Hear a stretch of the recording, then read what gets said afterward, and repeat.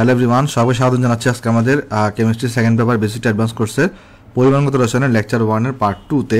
Sorry ভাই, যেটা হয়েছিল পার্ট 1 এ আমার পাশে আসলে একটা গেস্ট আসছিল, সো এই গেস্টের জন্য আসলে আমার লেকচারটা এখানে থামাইতেছিল। কেমন?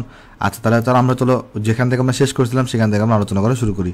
আমরা লাস্ট ক্লাসে মানে আমাদের ফার্স্ট পার্টে আমরা কিন্তু ওই যে এনটিপি এটা দিয়ে আলোচনা করতেছিলাম, মানে এটা পুরোপুরি আলোচনা করতে পারিনি। এনটিপির পূর্ণরূপ হচ্ছে তোমার normal temperature, normal temperature pressure. তাহলে এনটিপির পূর্ণরূপ কি? Normal temperature pressure. এখন তুমি যদি গুগল ঘাটো দেখবা এনটিপির মধ্যে টেম্পারেচার উল্লেখ করা আছে তোমার কাছে এখানে 293 কেলভিন, তার মানে হচ্ছে 20 ডিগ্রি সেন্টিগ্রেড। আর প্রেশার উল্লেখ করা আছে আমার কাছে এখানে 1 অ্যাটমসফিয়ার। ঠিক আছে, বাট আমাদের বইতে যখন কেমিস্ট্রিতে ম্যাথ করা হয়েছে তো ম্যাথের সঙ্গে উল্লেখ করা হয়েছে টেম্পারেচার হচ্ছে যে তোমার হচ্ছে 273 কেলভিন আর প্রেশার হচ্ছে তোমার কাছে 1 অ্যাটমসফিয়ার। অর্থাৎ আমাদের বইগুলোতে এনটিপি আর এসটিপিকে একই ধরা হয়েছে। তাহলে আমরা যখন ম্যাথ করবো তখন আমরা মানে অ্যাকচুয়ালি এনটিপির তথ্য হচ্ছে কি, টেম্পারেচার হচ্ছে 293 কেলভিন আর প্রেশার হচ্ছে 1 অ্যাটমসফিয়ার। বাট আমাদের বইতে যখন আমাদের করা হয়েছে ম্যাথ করার সময় এনটিপি থাকলেও 273 কেলভিন আর 1 অ্যাটমসফিয়ার ধরা হয়েছে। তাহলে যখন আমরা ম্যাথ করবো তখন আমরা এনটিপি আর এসটিপি সেম ধরে বিবেচনা করে ম্যাথ করবো। কেমন? তাহলে এখানে আমি তোমাকে নোট লিখে দিতে পারি এখানে। তাহলে আমাদের নোটটা কী হবে এখানে দেখো, তাহলে নোটটা হবে সেটা হবে আমাদের ম্যাথ করার সময় এনটিপি এবং এসটিপিকে একই বিবেচনা করব, বিবেচনা করব। অর্থাৎ ম্যাথে যদি তোমার কাছে এনটিপি অথবা এসটিপি উল্লেখ করা থাকে তাহলে আমরা যেটা করব, আমরা প্রেশারের ভ্যালু বসাবো হচ্ছে 1 অ্যাটমসফিয়ার আর টেম্পারেচার কত বসাবো এখানে? টেম্পারেচার বসাবো তোমার এখানে হচ্ছে ভাই 273 কেলভিন। ঠিক আছে, সো এখানে কিন্তু আমরা এই ভুলটা করবো না। যদিও এই যে এনটিপিতে টেম্পারেচার 293 কেলভিন, বাট আমরা ম্যাথ করার সময় কি করবো এখানে 273 কেলভিন বসাবো, যেহেতু আমাদের বইগুলোতে এই কাজটা করছে। সো আমি এটাকে বক্স করে দিতে পারি, এটাকে আমি বক্স করে দিই। হোপফুলি তোমরা সবাই জিনিসটা এখানে ক্লিয়ার। ওকে, আমরা অনেক ম্যাথ করবো এই চ্যাপ্টারটা ম্যাথের উপর বেস করা। তো চলো আমরা তাহলে নেক্সটে চলে যাবো। আমাদের এখন যেটা দেখতে হবে, আমাদের প্রেশারে কিছু এককে কনভার্সন আছে সেটা একটু দেখতে হবে। আমরা মনে রাখবো প্রেশার যেটা আছে P = 1 অ্যাটমসফিয়ার হলে এই 1 অ্যাটমসফিয়ারকে আমি বিভিন্ন এককে কনভার্ট করতে পারি। যেমন এটা এগুলো কত হয়ে থাকে 1.01325 ইন্টু 10⁵ প্যাসকেল হয়ে থাকে। এগুলোকে জাস্ট একটু ফোন নাম্বারের মতো মনে রাখবা, 1.01325 ইন্টু 10⁵, অথবা 1.01325 into 10⁵ newton per metre square, এটাকে আমরা বলতে পারি। অর্থাৎ 1 প্যাসকেল মানে কিন্তু 1 নিউটন পার মিটার স্কোয়ার। অথবা এটাকে কত বলা যায় 101.325 কিলো প্যাসকেলও বলা যায়, ওই 10⁻³ আলাদা করে। তারপর এটাকে আমরা 760 মিলিমিটার পারদ-চাপও বলতে পারবো 1 অ্যাটমসফিয়ারকে। তারপর এটাকে আমরা 76 সেন্টিমিটার পারদ-চাপও এটাকে আমরা বলতে পারবো, বা এটাকে আমরা 0.76 মিটার পারদ-চাপও এটাকে বলা যায়। বা এটাকে আরেকটা একক আছে টর, তাহলে 760 টরও এটাকে আমরা বলতে পারবো। আরেকটা একক আছে বার, তাহলে 1.01325 বারও এটাকে আমরা বলতে পারবো। তাহলে আমাদের প্রেশারের এই এককগুলো এটা আমাদের মনে রাখা লাগবে। আর ভলিউম থেকে আমাদের কোন একক মনে রাখা লাগবে? ভলিউম ইকুয়াল টু হয়ে থাকে 1 লিটার, আর 1 লিটার মানে হচ্ছে 1 ডেসিমিটার কিউব। এই জিনিসটা আমাদের মনে রাখা লাগবে। আরেকটা জিনিস আমরা মনে রাখবো 1 ml ইকুয়াল টু তোমার 1 সিসি বা 1 সেন্টিমিটার কিউব। ঠিক আছে, ইকুয়াল টু 10⁻³ লিটার। ঠিক আছে, বা 10⁻³ ডেসিমিটার কিউব, কারণ 1 লিটার মানে 1 ডেসিমিটার কিউব। সেভাবে আমরা মনে রাখবো। কেমন? আচ্ছা, তারপর আমরা যদি যাই এখানে, আমাদের কাছে এখানে যে আর থাকে, আর এর দুটো ভ্যালু হয়, একটা হচ্ছে 8.314। আমরা যদি এইভাবে দেখাই আসো, আর যেটা আছে আমাদের কাছে আর, এই আর এর আসলে দুটো ভ্যালু হইতে পারে। একটা হচ্ছে তোমার 8.314 joule per kelvin mole inverse 1, আর একটা হচ্ছে আর এর ভ্যালু হইতে পারে 0.0821 litre atmosphere K inverse 1 mole inverse 1। Equation হচ্ছে আমরা উপরে ভ্যালুটা কখন ইউজ করি? দেখো একটা সূত্র আছে আমাদের কাছে, সেই সূত্রটা কোনটা? সেই সূত্র হচ্ছে আমাদের কাছে আসছে তোমার এখানে PV is equal two nRT. তো আর এ ভ্যালু কোনটা বসাবো এটা নির্ভর করবে প্রেশার আর ভলিউমের উপরে। যদি প্রেশারটাকে অ্যাটমসফিয়ার এককে বসাও, আর সরি এখানে ভুল লিখছি, হ্যাঁ 0.081 কখন ইউজ করবা?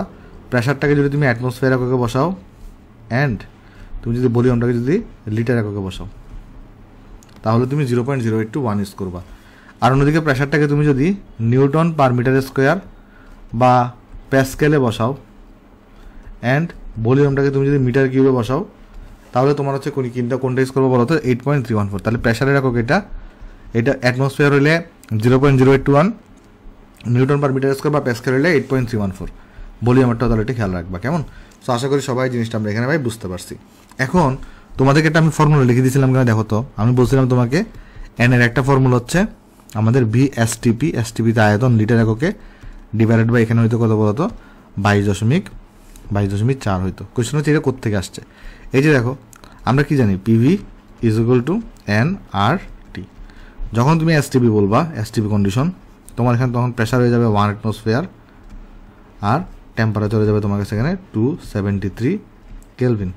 তাহলে এখন আমি যদি এখানে ডাটাগুলো এখানে বসাই দিই, তাহলে কি আসতেছে এখানে দেখো, প্রেশার হচ্ছে 1, ভলিউম STPতে ভলিউম এটাকে আমরা লিটার এককে লিখবো। তাহলে এন হচ্ছে এখানে আমরা জানি না, আর হচ্ছে 0.081 বসাবো। কেন?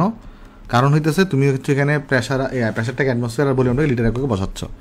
আর অন্যদিকে কী করবে এখানে তুমি ইন্টু টেম্পারেচার হচ্ছে কত 273। তাহলে আমি যেখান থেকে কী পাবো দেখো, এন ইকুয়াল তাহলে পেয়ে যাবো V অফ STP লিটার একক। আর তুমি এদিকে গুণ করে দেখো, দেখবা রেজাল্ট এখানে 22.4 আসতেছে। দেখো 0.081 ইন্টু 273 করো, সেখানে আসবে 22.4133, যেটাকে আমরা সংক্ষেপে বলতে পারি 22.4, যেটাকে আমরা সংক্ষেপে বলতে পারি 22.4। এই জন্য আমাদের মূল সংখ্যার ক্ষেত্রে ইম্পর্টেন্ট সূত্র কোনটা? N is equal two VSTP litre এককে ডিভাইডেড বাই কত বলো তো 22.4। কেমন? আশা করি সবাই জিনিসটা আমরা এখানে ভাই বুঝতে পারছি। তাহলে আমাদের যদি এখন আমরা একটু করে জিনিসপত্রগুলো দেখার চেষ্টা করি, আমাদের কিন্তু অলরেডি আমরা ওই মূল সংখ্যার একটা বড় সূত্র দেখছিলাম লাস্ট ক্লাসে, সেটা কোনটা ছিল? N is equal two M/M, তারপরে X/NA, তারপর তোমার এখানে PV/RT, এরকম একটা আমরা কিন্তু বড় সূত্রটা দেখছিলাম, কেমন? আচ্ছা, তারপর এখানে আরও কিছু সূত্র আছে আমাদের, চলো আমি আরেকটা সূত্র তোমাকে দেখানোর চেষ্টা করি। আসো, ঘনত্বের একটা সূত্র আছে, ঘনত্ব। দেখো আমরা সবাই জানি পিভি ইজ ইকুয়াল টু কত? PV is equal two NRT হয়ে থাকে, রাইট? আচ্ছা, এনকে আমি কি লিখতে পারি? ভর ডিভাইডেড বাই আণবিক ভর বা পারমাণবিক ভর ইন্টু RT লিখতে পারি। তো এখানের মধ্যে একটা জিনিস খেয়াল করে দেখো তো, আমরা যদি একটা কাজ করি এখানে, এই যে আমরা এই ভিটাকে এই পাশে নিয়ে আসি, এগুলোকে বাকিগুলোকে অন্য পাশে নিয়ে যাই, তাহলে আমি এক পাশে পাবো হচ্ছে M বাই তোমার এখানে V পাবো, আর এখানে কী হয়ে যাবে তখন PM ডিভাইডেড বাই এখানে RT হয়ে যাবে। কেমনে দেখো, এই যে আমরা M এর নিচে V কে নিয়ে আসছি আর এগুলোকে এই পাশে নিয়ে এসেছি, তাহলে PM ডিভাইডেড বাই RT। তো M/V কে আমি কি লিখি? M/V যেটা আছে আমাদের কাছে, M/V কে আমরা এখানে লিখি না, ঘনত্ব রো ইজ ইকুয়াল টু তাহলে হবে pressure M divided by RT। তাহলে এখানে আমি এখানে তোমার যদি আমি বলতে চাই যে আমরা তাহলে ঘনত্ব যেটা আছে তাহলে ঘনত্ব সূত্র কি? রো ইজ ইকুয়াল টু আমাদের এখানে তো দুটো সূত্র আছে, তাহলে একটা হচ্ছে M/V, আমাদের এখানে হবে M/V হবে, আর এখানে আরেকটা কোনটা আছে? আরেকটা আছে তোমার কাছে PM বাই RT আছে এখানে।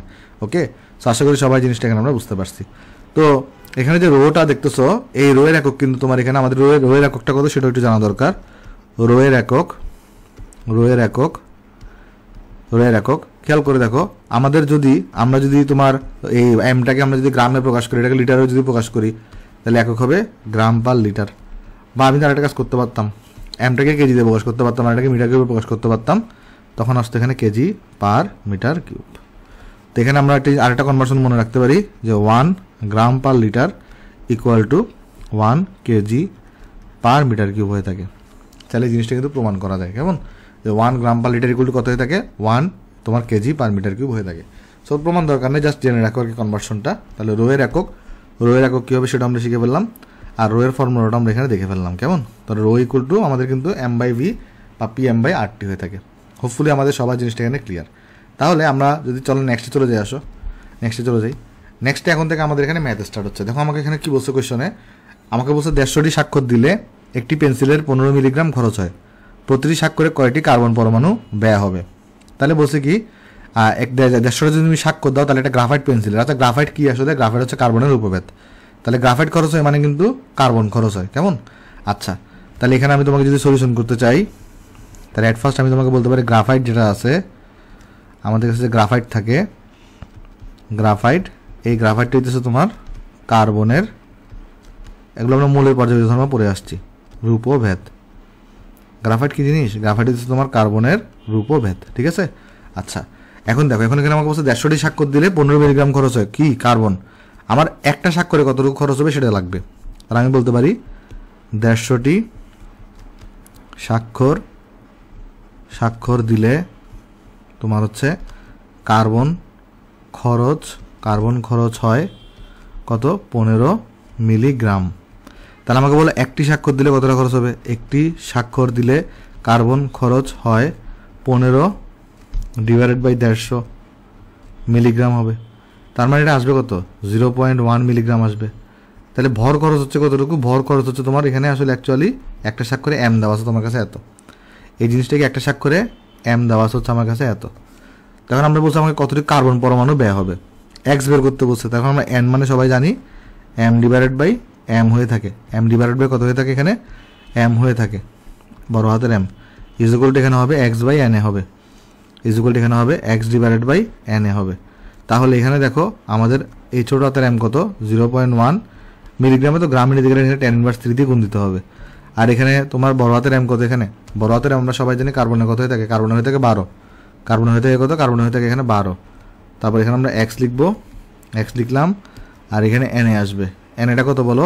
এন হচ্ছে তোমার এখানে 6.022 ইন্টু 10⁻23। তাহলে এখান থেকে আমাদের সুন্দর মতো এক্সট্রা চলে আসবে না? এক্স এগুলো কত আসবে বলে? এখানে আমি যদি ক্যালকুলেশন করি তাহলে আমাদের এখানে আসবে, ধরো ডাইরেক্ট ভ্যালু বসাই দিই তাহলে তো হচ্ছে, তাহলে এখানে আসবে কত? এখানে আসবে তোমার 0.1 ইন্টু 10⁻³ ডিভাইডেড বাই হচ্ছে তোমার কাছে 12 ইন্টু 6.022 10⁻23। তাহলে এটা আসছে আমার কাছে 5.01, এখানে আসছে কত আমার কাছে দেখো?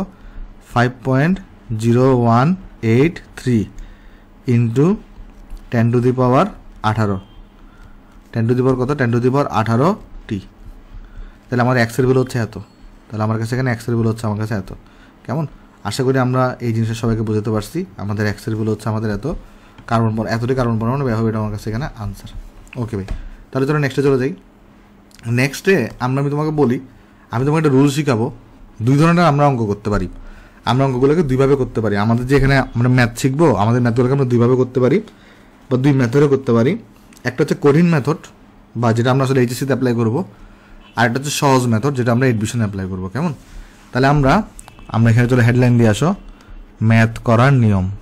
ম্যাথ করার নিয়ম, ম্যাথ করার নিয়ম কি নিয়ম আছে চলো আমি তোমাকে ব্যাখ্যা করি। আসো, আমরা প্রথমে মেথড 1 শিখবো, যেটা এইচএসসিতে অ্যাপ্লাই করবো। মেথড 1, মেথড 1কে আমরা বলে থাকি আণবিক ভর মেথড, আণবিক অথবা পারমাণবিক ভর, পারমাণবিক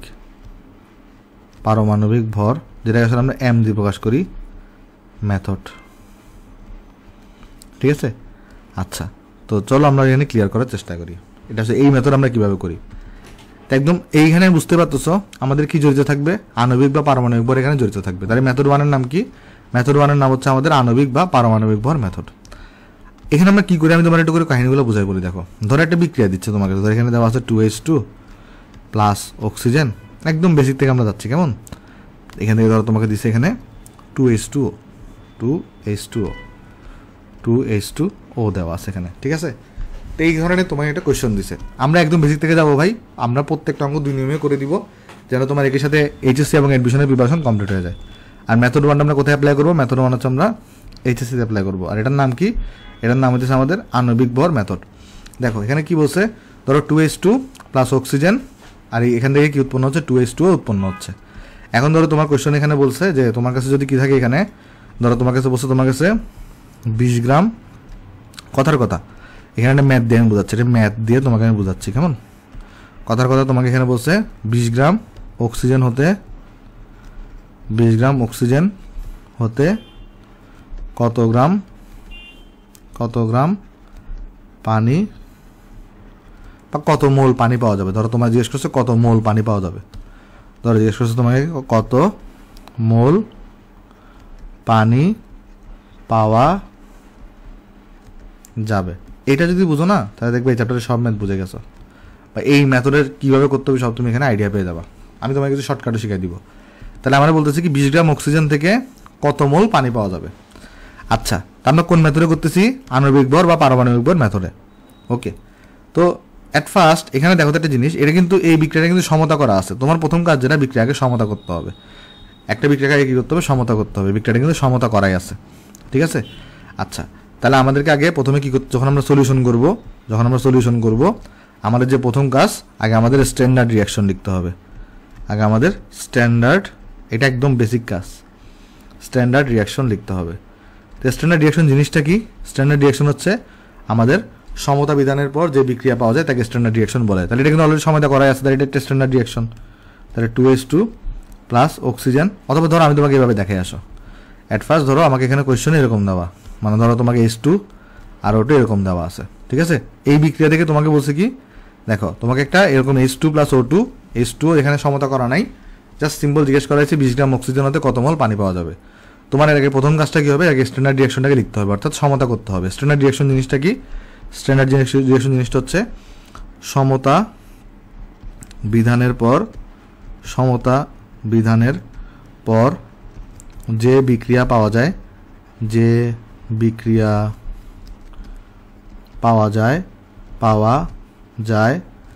তাই হলো স্ট্যান্ডার্ড রিঅ্যাকশন। মানে সমতা করার পরে আমরা যে রিঅ্যাকশনটা পাবো সেটা হচ্ছে আমাদের স্ট্যান্ডার্ড রিঅ্যাকশন। তাহলে অ্যাট ফার্স্ট আগে সমতা করলে রিঅ্যাকশনটা কীরকম আসবে? 2H2 প্লাস O2 হবে। তাহলে এখান থেকে যাবে কোনটা? এখান থেকে উৎপন্ন হবে 2H2O, এখান থেকে উৎপন্ন হবে 2H2O। এখন তোমার কাজটা কি? তোমাকে ইনফরমেশন দেওয়া আছে কার সম্পর্কে? 20 গ্রাম অক্সিজেন থেকে তোমার পানি পাওয়া লাগবে, তাই না? 20 গ্রাম অক্সিজেন থেকে কী পাওয়া লাগবে? পানি পাওয়া লাগবে। তাহলে তোমাকে ইনফরমেশন দেওয়া আছে অক্সিজেন সম্পর্কে, জানতে চাইছে পানি সম্পর্কে, জানতে চাইছে কার সম্পর্কে? এখানে পানি সম্পর্কে, ঠিক আছে? আচ্ছা, তো তুমি দেখতেছো এখানে 1 মোল থেকে 2 মোল তৈরি হয়। এখান থেকে কি তৈরি হয়? 1 মোল থেকে 2 মোল তৈরি হয়। এই অঙ্কটা অনেকভাবে করা যায়, আসলে এই অঙ্কগুলো অনেকভাবে করা যায়। এখানে তুমি দেখতেছো 1 মোল থেকে 2 মোল তৈরি হয়, তাহলে তুমি বলতে পারো তাহলে এটার মোল সংখ্যা হিসাব করতে পারো অক্সিজেনের। তো অক্সিজেনের মোল সংখ্যা হিসাব করে বলতে পারো তাহলে 1 মোল থেকে 2 মোল তৈরি হয়, তাহলে অত মোল থেকে কত মোল তৈরি হবে এটাও করতে পারো। বাট ওটা দিয়ে সব অঙ্ক করা যায় না, এই জন্য আমি তোমাকে এমন একটা নিয়ম শিখাচ্ছি, আণবিক ভরের মেথড, যেটা দিয়ে আসলে ওটা দিয়েও করা যায় বাট লেন্দি হয় আর কি। চলো আমি তোমাকে দেখাই দিয়ে আসি জিনিসটা কেমন। তো এখানে তুমি কীভাবে করতে পারো? এখানে আমরা দেখতেছি যে এই 1 মোল অক্সিজেনের সাথে 1 মোল অক্সিজেন থেকে 2 মোল পানি তৈরি হচ্ছে। তাহলে আমরা এখানে এভাবে লিখবো যে, একটা জিনিস মনে রাখবা, যার সম্পর্কে তুমি জানো তাকে তুমি বামে লিখবা, যার সম্পর্কে তুমি জানো তাকে তুমি কী করবে? এখানে বামে লিখবা। আরেকবার বলি, যার সম্পর্কে জানি তাকে বামে লিখবো। তা আমি এখানে অক্সিজেন সম্পর্কে ডাটাটা জানি, তাহলে অক্সিজেনটাকে আমি কোথায় লিখবো? বামে লিখবো। তাহলে আমি এখানে দেখতেছি এখানে আমার 1 মোল যে অক্সিজেনটা আছে, 1 মোল অক্সিজেন, এটা বিক্রিয়া করতেছে, একটি ইকুইভ্যালেন্ট চিহ্ন দিব, মানে এখানে ট্রিপল চিহ্ন দিব, কেমন? ট্রিপল চিহ্ন দিব। ট্রিপল চিহ্ন অর্থ কি? আমাদের ইকুইভ্যালেন্ট চিহ্ন। তাহলে এটা কার সাথে বিক্রিয়া করে উৎপন্ন করতেছে? 2 মোল H2O উৎপন্ন করতেছে, ঠিক আছে? তাহলে এখন আমি আরেকবার বুঝাই বলি, দেখো তুমি এখানে ইকুয়াল চিহ্ন দিবা না, তুমি এখানে দিবে ইকুইভ্যালেন্ট চিহ্ন। ইকুইভ্যালেন্ট আর ইকুয়ালের মধ্যে পার্থক্য কি? ধরো তুমি এক জায়গা থেকে আরেক জায়গায় যাবা, রিক্সা ভাড়া ধরো 20 টাকা, তুমি কি করলে? রিক্সা ওঠার আগে একটা দোকান থেকে 2টা পরোটা চিপস কিনা 10 টাকা করে, কেমন? তো এখন তুমি যদি রিক্সাওয়ালাকে 20 টাকা না দিয়ে 2টা পরোটা চিপস দাও, তুমি কিন্তু ভুল কিছু করো নাই, বাট রিক্সাওয়ালা কিন্তু তোমার টাকাটা রিসিভ করবে না। তুমি ইকুইভ্যালেন্ট জিনিস দিচ্ছ বাট ইকুয়াল জিনিস দাও নাই। এবার দেখো আণবিক ভর মেথড তোমার কি বলে? আসলে তুমি কি করবা? দুই পাশে তার আণবিক ভর দিয়ে, মানে এখানে 1 আছে না, এখানে এইভাবে লিখতে পারো। দেখো আমরা এইভাবে লিখতে পারি যে, বা 1 ইন্টু অক্সিজেন আণবিক ভর কত? 32 না? তাহলে 32 গ্রাম অক্সিজেন ইকুইভ্যালেন্ট তোমার এখানে 2 ইন্টু এটার আণবিক ভর কত? 18 গ্রাম, তাহলে 18 গ্রাম পানি। তাহলে এই লাইনটা থেকে আমরা কি বুঝতেছি? 32 গ্রাম অক্সিজেন থেকে আমাদের 36 গ্রাম পানি পাওয়া যাচ্ছে, ঠিক আছে? তখন আমরা এখানে তাহলে কি লিখবো? যে 32 গ্রাম O2 হতে পানি পাওয়া যায় আমাদের এখানে 36 গ্রাম। আমাকে এখানে 20 গ্রাম থেকে জিজ্ঞেস করছে, তো সুতরাং 20 গ্রাম। তুমি চাইলে ভেঙে করতে পারো, কীভাবে করতে পারো? যে আগে 1 গ্রাম দেখাইতে পারো, সুতরাং 1 গ্রাম অক্সিজেন হতে পানি পাওয়া যায় 36 ডিভাইডেড বাই 32 গ্রাম। তাহলে সুতরাং এখানে এই যে আমাদের 20 গ্রাম অক্সিজেন হতে পানি পাওয়া যায় 36 ভাগের 32 ইন্টু 20 গ্রাম, যেটা রেজাল্ট আসলে কত আসবে দেখো এখানে, যদি রেজাল্ট আমরা বের করতে চাই তাহলে আসবে তোমার কাছে 36/32 ইন্টু 20, তাহলে এটা আসছে 22.5 গ্রাম, 22.5 গ্রাম। তাহলে এটা হচ্ছে আমার কাছে এখানে আনসার। তাহলে এত গ্রাম পানি এখানে পাওয়া যাবে। তুমি চাইলে কিন্তু এই মোল সংখ্যার হিসাব দিয়ে করতে পারতো যে 1 মোল থেকে 2 মোল তৈরি হচ্ছে, তাহলে অ্যাকচুয়ালি এখানে কত মোল আছে, তাহলে এত মোল থেকে কত মোল পানি পাবা, তো তুমি কিন্তু এটা বের করতে পারতা। তো এখন তুমি কিন্তু কী বের করছো, এত গ্রাম বের করছো, বাট তোমার তো এখন মোল সংখ্যা বের হয়নি, তাহলে তোমার এখন কী বের করতে হবে, পানির মোল সংখ্যা বের করতে হবে। তো কীভাবে বের করবে, এই ভরটাকে তুমি তাহলে এখানে পানির আণবিক ভর দিয়ে ভাগ করে দিবা, তাহলে এখানে তোমার কাঙ্ক্ষিত রেজাল্ট চলে আসবে। দেখো এটা কত আসবে, আমাদের 22.5 তাহলে 18 দিয়ে ভাগ করলে এটা আসবে 1.25 মোল। তাহলে এটা হচ্ছে আমার কারেসপন্ডিং আনসার, ঠিক আছে, বা এটা হচ্ছে আমাদের আসলে আনসার। তাহলে আমরা কী করলাম, এখানে আমরা আণবিক ভর বা পারমাণবিক ভর মেথডে অঙ্কটা আমরা করলাম। এখানে আমরা আণবিক ভরগুলোকে বসাবো, এটা লেখার পরে আমরা এই জায়গাটাতে চলে যাব, ঠিক আছে। তাহলে এখানে আমাদের কি, এটা হচ্ছে আমাদের কিন্তু 36 গ্রাম, আর এটা হচ্ছে আমাদের এখানে 32 গ্রাম। তাহলে 32 গ্রাম থেকে আমরা পাই 36 গ্রাম, তাহলে 20 গ্রাম থেকে আমরা কত পাবো। এই মেথডে যে জিনিসটা আমরা মাথায় রাখবো, যার সম্পর্কে জানি তাকে বামে রাখবো। এই মেথডে আমরা যে জিনিসটা কোন জিনিসটা মাথায় রাখবো, যার সম্পর্কে জানি তাকে বামে রাখবো, শেষ। আর যাকে নিয়ে বের করবো ইনফরমেশন তাকে ডানে রাখবো। এতটুকু হচ্ছে তোমার এখানে কাজ, ঠিক আছে। তাহলে তুমি এখানে বুঝতে পারছো ঐকিক নিয়মে কীভাবে করতে হবে। এটাই কিন্তু হচ্ছে আমাদের এই মেথডটাকে আমরা কী বলি, আমাদের ঐকিক নিয়মের মেথড, ঐকিক নিয়ম। মানে এটা কিন্তু কঠিন কিছু না ভাই, এটাও কিন্তু মানে ইজি, জাস্ট ল্যান্ডি আর কি। আচ্ছা, এবার আসো আমরা মেথড 2 দেখে আসো। সেম অঙ্ক আমরা করবো মেথড 2-তে। এবার আসো আমরা দেখবো, এখানে তোমার নীল কালার দিয়ে লিখছি না, তাই হ্যাঁ। এবার হচ্ছে আমরা মেথড 2 দেখবো। মেথড 2 হচ্ছে আমাদের স্টোইকিওমেট্রি মেথড, যেটা দিয়ে আমরা এডমিশনে সব ম্যাথ করতে পারি। আর ইউটিউবে আমাদের সবগুলো ম্যাথ স্টোইকিওমেট্রি দিয়ে করানো, টেনশন নিও না। আমি আমাদের এই কোর্সে সবগুলো ম্যাথ স্টোইকিওমেট্রি দিয়েও করাবো। আর হচ্ছে তোমার এখানে আমি এইচএসসির ঐকিক নিয়মটাও দেখাই দিব, যাতে তোমার কোনো সমস্যা না হয়। এটা কোথায় ইউজ করতে পারবা, এটা ইউজ করতে পারবা এডমিশনে আর এমসিকিউতে। এইচএসসিতে আমি নিজে ইউজ করে আসছি, আমার কোনো সমস্যা হয় নাই, বাট অনেক স্যারই এটাকে পছন্দ করে না, তাই রিস্ক না নিয়ে আমি রিকমেন্ড করবো এটা তুমি এইচএসসিতে ইউজ করিও না, এডমিশন আর এমসিকিউতে ইউজ করিও, কেমন। আচ্ছা, তো এখন আমি তো জানি না তোমার এমন স্যারের কাছে খাতা পড়ছে, এটা কিন্তু কোনো ভুল নিয়ম না, কেমন। তারপর অনেক স্যার এটাকে পছন্দ করে না, তো এখন এটা ভাই কিছু করার নাই। তোমার খাতা যদি এমন কোনো স্যারের কাছে পড়ে যিনি এটা পছন্দ করেন না, তখন তোমাকে মার্কস কেটে দিবে। তুমি তোমার রিস্কটা নিবা কেন, এইচএসসিতে এই রিস্কটা নিও না, কারণ এইচএসসিতে কিন্তু মার্কসটা অনেক গুরুত্বপূর্ণ হয়ে দাঁড়ায়। তাহলে এই অঙ্কটা আগের মতোই অঙ্ক, তো আমরা তাহলে কপি পেস্ট করে আসো। কপি করলাম। আচ্ছা, কপি পেস্ট করার আগে স্টোইকিওমেট্রি রুলটা তোমার শিখাইতে হবে। স্টোইকিওমেট্রি রুল তোমার কি বলে, যে ধরো তুমি একটা স্ট্যান্ডার্ড রিয়াকশন লিখছো, স্টোইকিওমেট্রি রুল তোমার কি বলে সেটাকে দেখাই। ধরো তুমি একটা স্ট্যান্ডার্ড রিয়াকশন লিখছো, রিয়াকশন। তো সেই রিয়াকশনটা কীরকম, ধরো যাক এখানে তুমি দিছো যে এ হচ্ছে এটা বিক্রিয়ক, যার মূল সংখ্যা এ বিক্রিয়া করতেছে, বি একটা বিক্রিয়ক, স্ট্যান্ডার্ড বিক্রিয়ার মূল সংখ্যা হচ্ছে বি। তারপর এখান থেকে তোমার তৈরি হচ্ছে সি একটা, তোমার এখানে হচ্ছে যে সি হচ্ছে একটা উৎপাদক যার মূল সংখ্যা সি, আর ডি হচ্ছে একটা উৎপাদক যার মূল সংখ্যা হচ্ছে তোমার উৎপাদক যার মূল সংখ্যা হচ্ছে ডি। এটা কিন্তু স্ট্যান্ডার্ড রিয়াকশন, মানে সমতা করার পর এই বিক্রিয়াটা তুমি পাইছো। এখন স্টোইকিওমেট্রি রুল তোমার কি বলে দেখো, স্টোইকিওমেট্রি রুল তোমার কি বলে, স্টোইকিওমেট্রি রুল তোমাকে বলে তুমি যদি এখানে কি করো, তুমি যদি এখানে এন অফ এ নাও, অর্থাৎ এর মূল সংখ্যাকে নাও, যেটা তোমার প্রশ্ন দেওয়া থাকবে, ডিভাইডেড বাই তুমি যদি স্ট্যান্ডার্ড বিক্রিয়ার মূল সংখ্যা দিয়ে ভাগ করো, এটা ইকুয়াল টু কত হবে জানো, এটা ইকুয়াল টু হবে তোমার এখানে N of B divided by তোমার এখানে হবে এই যে ছোটো হাতের বি, ইকুয়াল টু এটা হবে তোমার কাছে এখানে N of C divided by ছোটো হাতের সি, ইকুয়াল টু হবে N of D divided by ছোটো হাতের ডি, ডিভাইডেড বাই ছোটো হাতের এখানে ডি হবে এখানে, ঠিক আছে। তাহলে এখানে কী সে এন অফ এ, তুমি যদি এর মূল সংখ্যাকে নাও ডিভাইডেড বাই এটার স্ট্যান্ডার্ড বিক্রিয়ার মূল সংখ্যা দিয়ে ভাগ করবা, এখানে বি এর মূল সংখ্যা নাও ডিভাইডেড বাই স্ট্যান্ডার্ড বিক্রিয়ার মূল সংখ্যা দিয়ে ভাগ করবা, তাহলে এটা ইকুয়াল টু হবে সি এর মূল সংখ্যা নাও ডিভাইড বাই স্ট্যান্ডার্ড বিক্রিয়ার মূল সংখ্যা দিয়ে ভাগ করবা, ডি এর মূল সংখ্যা নাও ডিভাইড বাই ডি স্ট্যান্ডার্ড বিক্রিয়ার মূল সংখ্যা দিয়ে ভাগ করবা। এখানে আমাদের এ বি সি ডি এরা হচ্ছে স্ট্যান্ডার্ড রিয়াকশনের মূল সংখ্যা, আর N A N B N C N ডিগুলো হচ্ছে যে প্রশ্নে প্রদত্ত মূল সংখ্যা। তাহলে অ্যাট ফার্স্ট আমি এখানে লিখে দিই, এখানে এ কমা B comma c comma D এরা হইতেছে আমাদের স্ট্যান্ডার্ড রিয়াকশনের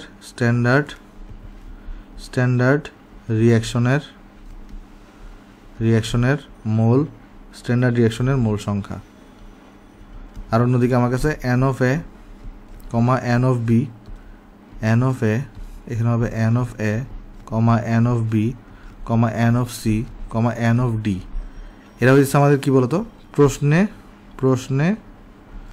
প্রদত্ত মূল সংখ্যা। এটা কি হবে? প্রশ্নে প্রদত্ত মূল সংখ্যা হবে। ঠিক আছে, এবার আসো আমি তোমাকে ওই বিক্রিয়াটা করে দিই। এখানে আসো, মানে এই অঙ্কটা করে দিই। চলো এটাকে জাস্ট আমরা যদি তোমার এখানে কপি করে আমরা যদি তোমার এই জায়গাটাতে নিয়ে আসি। হ্যাঁ, এখন দেখো এখানে আমাকে এই অঙ্কটা করতে বসছে, কেমন? সো আচ্ছা, এখানে তো স্পেস নাই, আমরা একটা কাজ করে আমরা এটাকে নেক্সট পেজটা নিয়ে যাই। আসো, কাট করে এটাকে চলে এখানে করে দিয়ে আসো, তাহলে তুমি ভালো করে বুঝতে পারবে আর কি। আগের পেজে স্পেস ছিল না। এখন দেখো তাহলে এখানে আমরা ফার্স্ট অফ অল আগে আমরা যখন সলিউশন করবো তার আগে আমাকে কী লিখতে হবে? স্ট্যান্ডার্ড রিঅ্যাকশন লিখতে হবে। স্ট্যান্ডার্ড রিঅ্যাকশন আগে আমাকে লিখতে হবে। এখানে দেখবো কোনো ঝামেলাই নেই, বুঝছো? এখানে দেখবো কোনো ঝামেলাই নেই। চলো দেখাই দিই স্ট্যান্ডার্ড রিঅ্যাকশন কোনটা। এই যে 2H2, দেখো এখানে স্ট্যান্ডার্ড রিঅ্যাকশন হচ্ছে তোমার এই যে 2H2 প্লাস অক্সিজেন। এখান থেকে কী প্রোডাক্ট তৈরি হচ্ছে তোমার কাছে? এখান থেকে তৈরি হবে তোমার 2H2O। তাহলে এখান থেকে তোমার তৈরি হবে 2H2O তৈরি হবে। তাহলে এখন আমি যদি এখানে স্টয়কিওমেট্রি রুল ইউজ করি, স্টয়কিওমেট্রি রুল যদিও লেখার দরকার নেই, মানে এডমিশনে আমি এরকম স্টয়কিওমেট্রি রুল লেখাটা দেখার দরকার নেই। তারপর তোমাকে দেখা যাচ্ছে তুমি লিখতে পারো N of H2 divided by এখানে কত আসবে? ডিভাইডেড বাই আসবে 2 is equal to N of O2। দেখো অক্সিজেনের আগে এখানে কোনো কিছু আছে নাই, তাহলে এখানে 1, তাহলে আমি এখানে 1 ধরে এখানে কত বসাই দেবো? এখানে বসাই দিব হচ্ছে 1 বসাই দিব। আর equal to N of H2O এখানে বসাবো কত বলো? এখানে বসাবো কিন্তু 2, এখানে বসাই দিব তোমার এখানে 2 বসাই দিব। ঠিক আছে, হোপফুলি সবাই জিনিসটা আমরা এতটুকু বুঝতে পারছি এখানে। এখন দেখো, এখন আমার কাছে কোয়েশ্চনে অক্সিজেন সম্পর্কে ডাটা দেওয়া আছে, তাই অক্সিজেনটাকে এটাকে ইউজ করব। আর পানি সম্পর্কে জানতে চাইছে, তাহলে এটাকে ইউজ করব। তাহলে এই দুটার মধ্যে সম্পর্কটা কি দাঁড়াচ্ছে? এখানে এই দুটার মধ্যে সম্পর্ক দাঁড়াচ্ছে যে এন অফ অক্সিজেন, নিচে তো 1 থাকলে লেখার দরকার নাই, তাহলে এটা equal to N of H2O divided by কত? ডিভাইডেড বাই এখানে 2 দাঁড়াচ্ছে। তো কোয়েশ্চনে আমাকে এন অফ H2O বের করতে বলছে, তাহলে ডাইরেক্ট আমরা এন অফ H2O এটা এগুলো কত আসবে? 2 টাইমস এন অফ O2। এখন এন অফ O2 মানে কত? এন অফ O2 কে আমরা লিখতে পারি M/M, তাহলে M of O2 divided by এটা অক্সিজেনের আণবিক ভর হচ্ছে 32, তাহলে এখানে আসবে 2 ইন্টু এখানে দেওয়া আছে 20 ভাগের 32, তাহলে এখানে দেখো কত আসবে? এন অফ H2Oটা, এন অফ H2O এই জিনিসটা আসতেছে আমার কাছে এখানে এই যে 2 ইন্টু 20 ভাগের 32, তাহলে এটা আসছে 1.25, এটা আসছে কত? 1.25 মোল আসছে। এই যে দেখো এটাই কিন্তু আমার এখানে আনসার, খেয়াল করো এখানে এটাই কিন্তু আমার এখানে আনসার, পানি থেকে কত মোল পাওয়া যাবে। কিন্তু তুমি যখন এখানে এইভাবে করছিলা, ওই কিক নিয়মে করছিলা, তোমাকে বেশ কিন্তু এখানে দেখো মানে অনেক কথা লিখতে হয়েছে, কথা লেখার পরে তুমি এটা করতে পারছো। ঠিক আছে, সো তুমি চাইলে কিন্তু এখানে এই নিয়ম মানে এখানে এই নিয়মটা দিয়ে তুমি কিন্তু এডমিশনে খুব সহজেই আসলে আনসার করে ফেলতে পারো, কেমন? সো আমি আশা করতেছি তোমরা এই জিনিসটা সবাই এখানে আমরা বুঝতে পারছি, আমাদের কারো এখানে কোনো সমস্যা নাই। তাহলে চলো আমরা আমাদের প্রথম ম্যাথে চলে যাই। আমরা এই ম্যাথটা আমরা স্টয়কিওমেট্রি দিয়েও করাবো, এরপর হচ্ছে আমরা আমাদের নর্মাল নিয়ম যেটা আছে মানে বোর্ডে বা এইচএসসি আসতে যেভাবে করবো সেটা আমি তোমাকে করাই দিব। এখানে কোয়েশ্চেন বলতেছে কি আমাকে 0.35 গ্রাম সোডিয়াম ক্লোরাইডের নমুনায় ভেজাল হিসেবে কিছু পরিমাণ ক্যালসিয়াম ক্লোরাইড মিশ্রিত আছে। রাসায়নিক বিশ্লেষণের নমুনাটিতে 0.11 গ্রাম সোডিয়াম পাওয়া গেলে নমুনাটিতে কত মোল সোডিয়াম পরমাণু আছে, কত মোল সোডিয়াম ক্লোরাইড আছে, সোডিয়াম ক্লোরাইডের বিশুদ্ধতা কত এবং কত মোল ক্লোরিন পরমাণু আছে। তাহলে কোয়েশ্চনটাকে যদি বোঝার চেষ্টা করি, সলিউশন করি। আসো সলিউশন। এট ফার্স্ট একটা পাত্র আনবো আমরা, এখানে একটা পাত্রকে আমরা এখানে আনলাম। তো এই পাত্রের মধ্যে কি আছে বলো? এখানে 0.35 গ্রাম সোডিয়াম ক্লোরাইডের একটা নমুনা আছে। তো এখানে কিন্তু ভেজাল আছে, তার মানে 0.35 গ্রাম কিন্তু পুরোটা সোডিয়াম ক্লোরাইড না, সোডিয়াম ক্লোরাইডের পরিমাণ এর থেকে কম, প্লাস এখানে ভেজাল মিশ্রিত অবস্থায় আছে, কিছু পরিমাণ ক্যালসিয়াম ক্লোরাইড আছে। তার মানে টোটাল নমুনার ভর কিন্তু তোমাকে দেওয়া আছে 0.35 গ্রাম, মানে 0.35 গ্রাম সোডিয়াম ক্লোরাইডের একটা নমুনায়। তাহলে সোডিয়াম ক্লোরাইড আছে, প্লাসের সাথে ভেজালও আছে, দুটা মোট ভর হচ্ছে 0.35 গ্রাম। তার মানে এখানে আমাদের কিন্তু কি আছে? সোডিয়াম ক্লোরাইড আছে, আবার এখানে আমরা ভেজাল হিসেবে ক্যালসিয়াম, মানে ভেজালটাকে আমি চলো রেড অ্যালার্ট দিই, তো এই ভেজালটাকে আমরা লাল কালার দিয়ে দেখাই, তাহলে এখানে ক্যালসিয়াম ক্লোরাইড এখানে ভেজাল হিসেবে আছে। আর এই দুইটার টোটাল ভরটা দেওয়া আছে কতটুকু? পুরো নমুনার ভর দেওয়া আছে 0.35 গ্রাম দেওয়া আছে তোমার কাছে, ঠিক আছে? আচ্ছা, তোমাকে কোয়েশ্চেন করছে রাসায়নিক বিশ্লেষণে। তুমি ধরো রাসায়নিক বিশ্লেষণ করছো, আর রাসায়নিক বিশ্লেষণ করার পরে এখান থেকে কি পাইছো? সোডিয়াম পাইছো। যে সোডিয়ামের ভর হচ্ছে কতটুকু? 0.11 গ্রাম।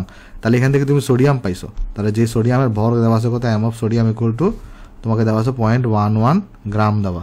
তো অ্যাট ফার্স্ট জিজ্ঞেস করছে কত মোল সোডিয়াম পরমাণু আছে। সোডিয়াম সম্পর্কে জানতে চাইছে, যেহেতু খুব সোজা সলিউশন করি যদি আমরা এখানে অ্যাট ফার্স্ট আমাকে কত মোল সোডিয়াম পরমাণু, কত মোল সোডিয়াম পরমাণু আছে।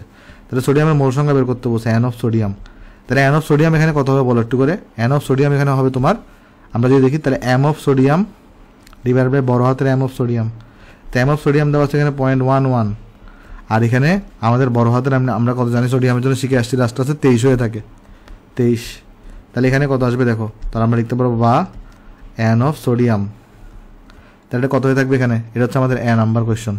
তাহলে এখানে আসবে আনসার আসবে আমাদের, যদি আমরা বের করি 0.11 ডিভাইডেড বাই 23, তাহলে এটা আসছে তোমার 0.00। আমরা যদি সাইন্টিফিক মোডে করি এটাকে, তাহলে এখানে আসছে তোমার 4.7826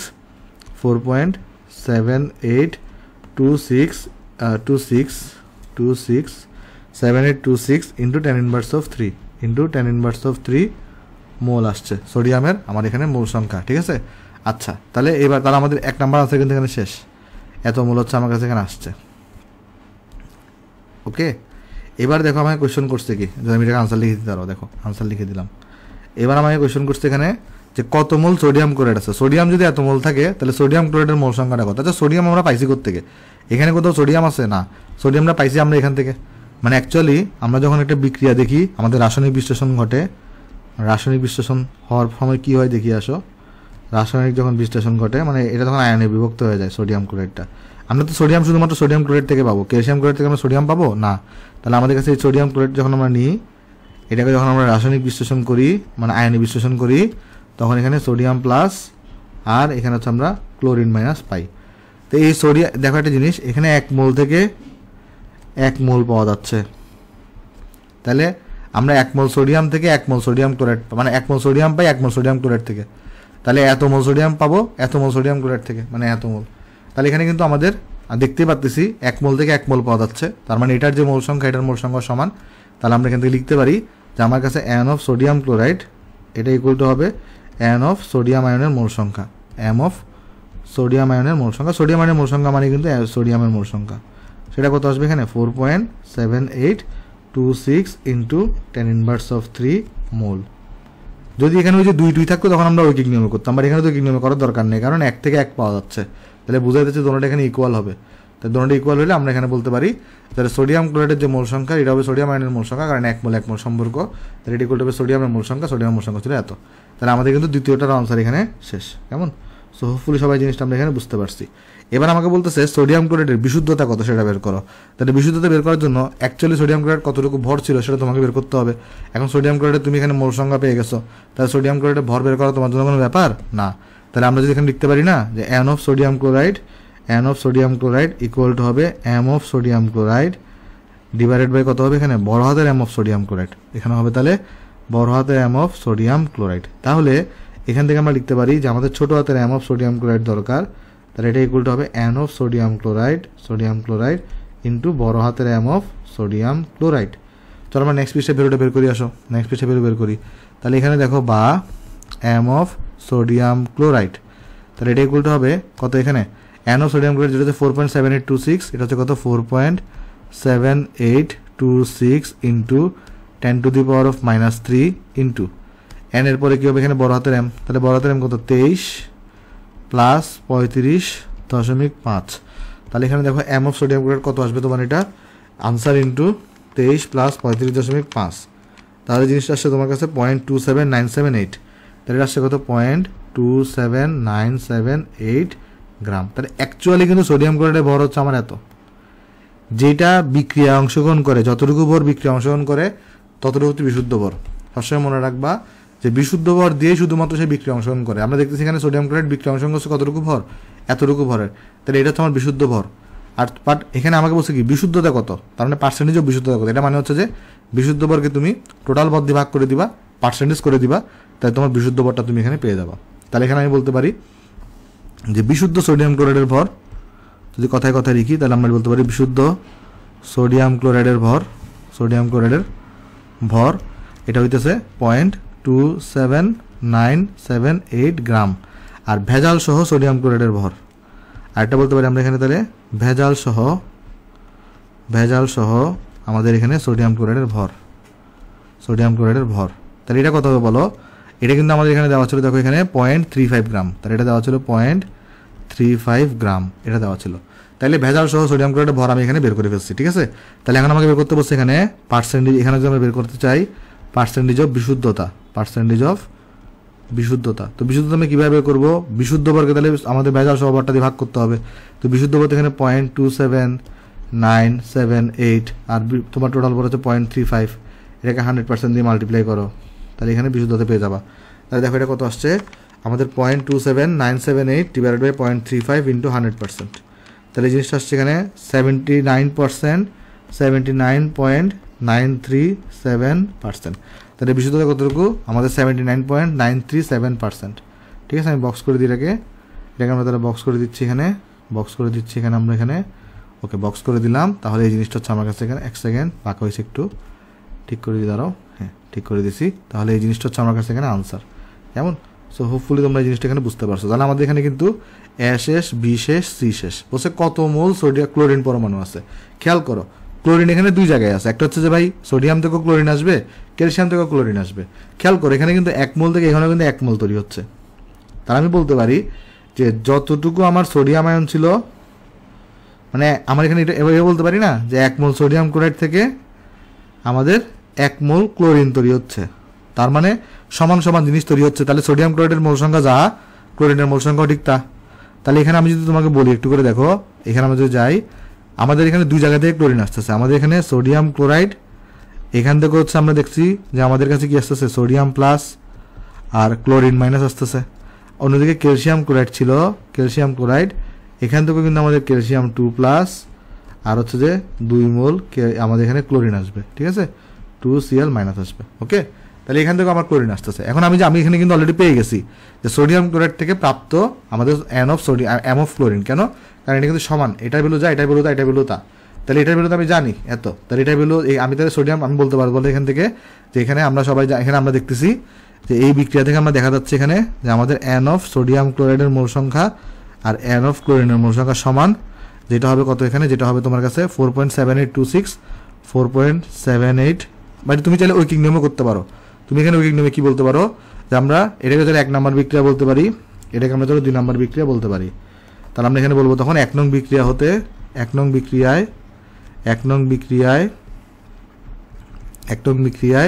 আমরা এখানে দেখতেছি যদি আমি ভালো করে এখানে দেখাই, এখানে যদি আমি 1 মোলকে নিই, আমি যদি এখানে কত মোল নিই, আমি যদি এখানে 1 মোল নিই, তাহলে এখানে কিন্তু 1 মোলই পাচ্ছি।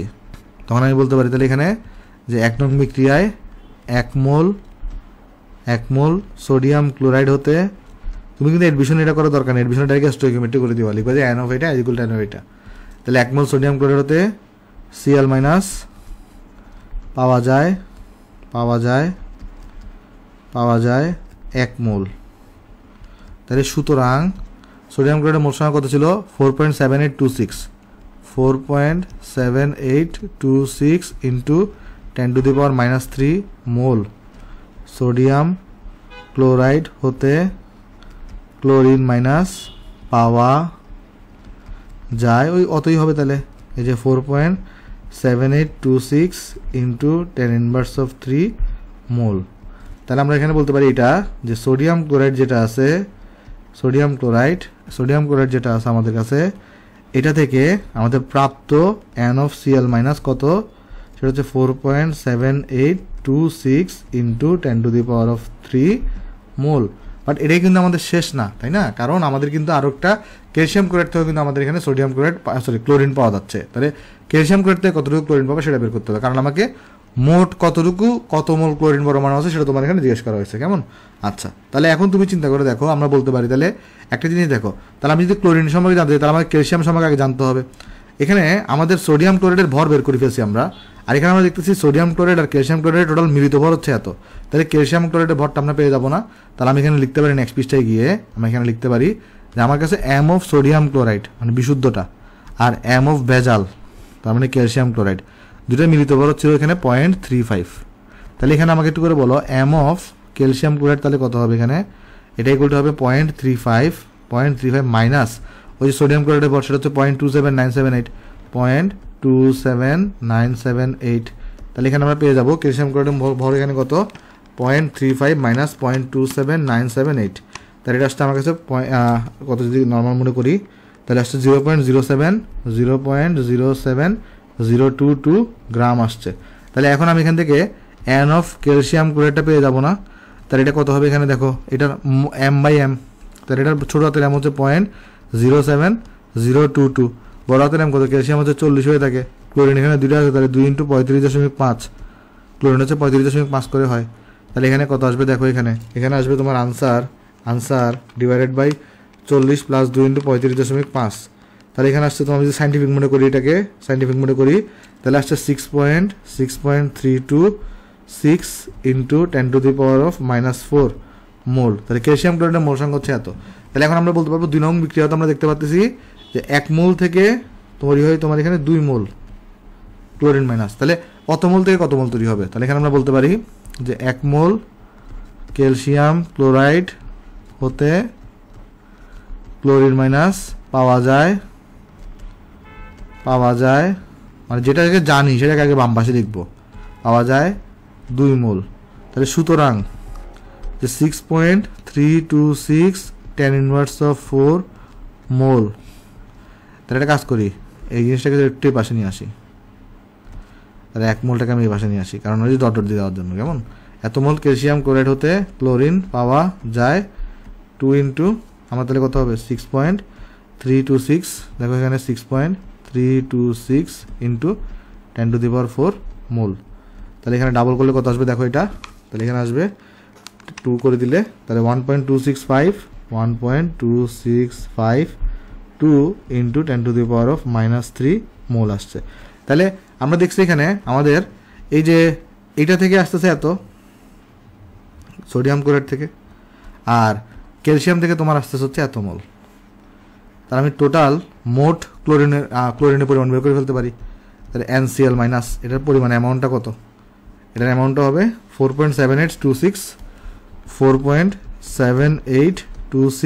ইন্টু 10⁻³ ইন্টু 10⁻³ এটা প্লাস ক্যালসিয়াম থেকে পাওয়া গেছে 1.2652 ইন্টু 10⁻³ তাহলে এখান থেকে আমাদের NCl মাইনাস চলে আসবে, দেখো এটা কত আসবে প্লাস 4.7826 ইন্টু 10⁻³ তাহলে এই জিনিসটা আসছে আমার 6.0478 ইন্টু 10⁻³ এত মোল আসছে।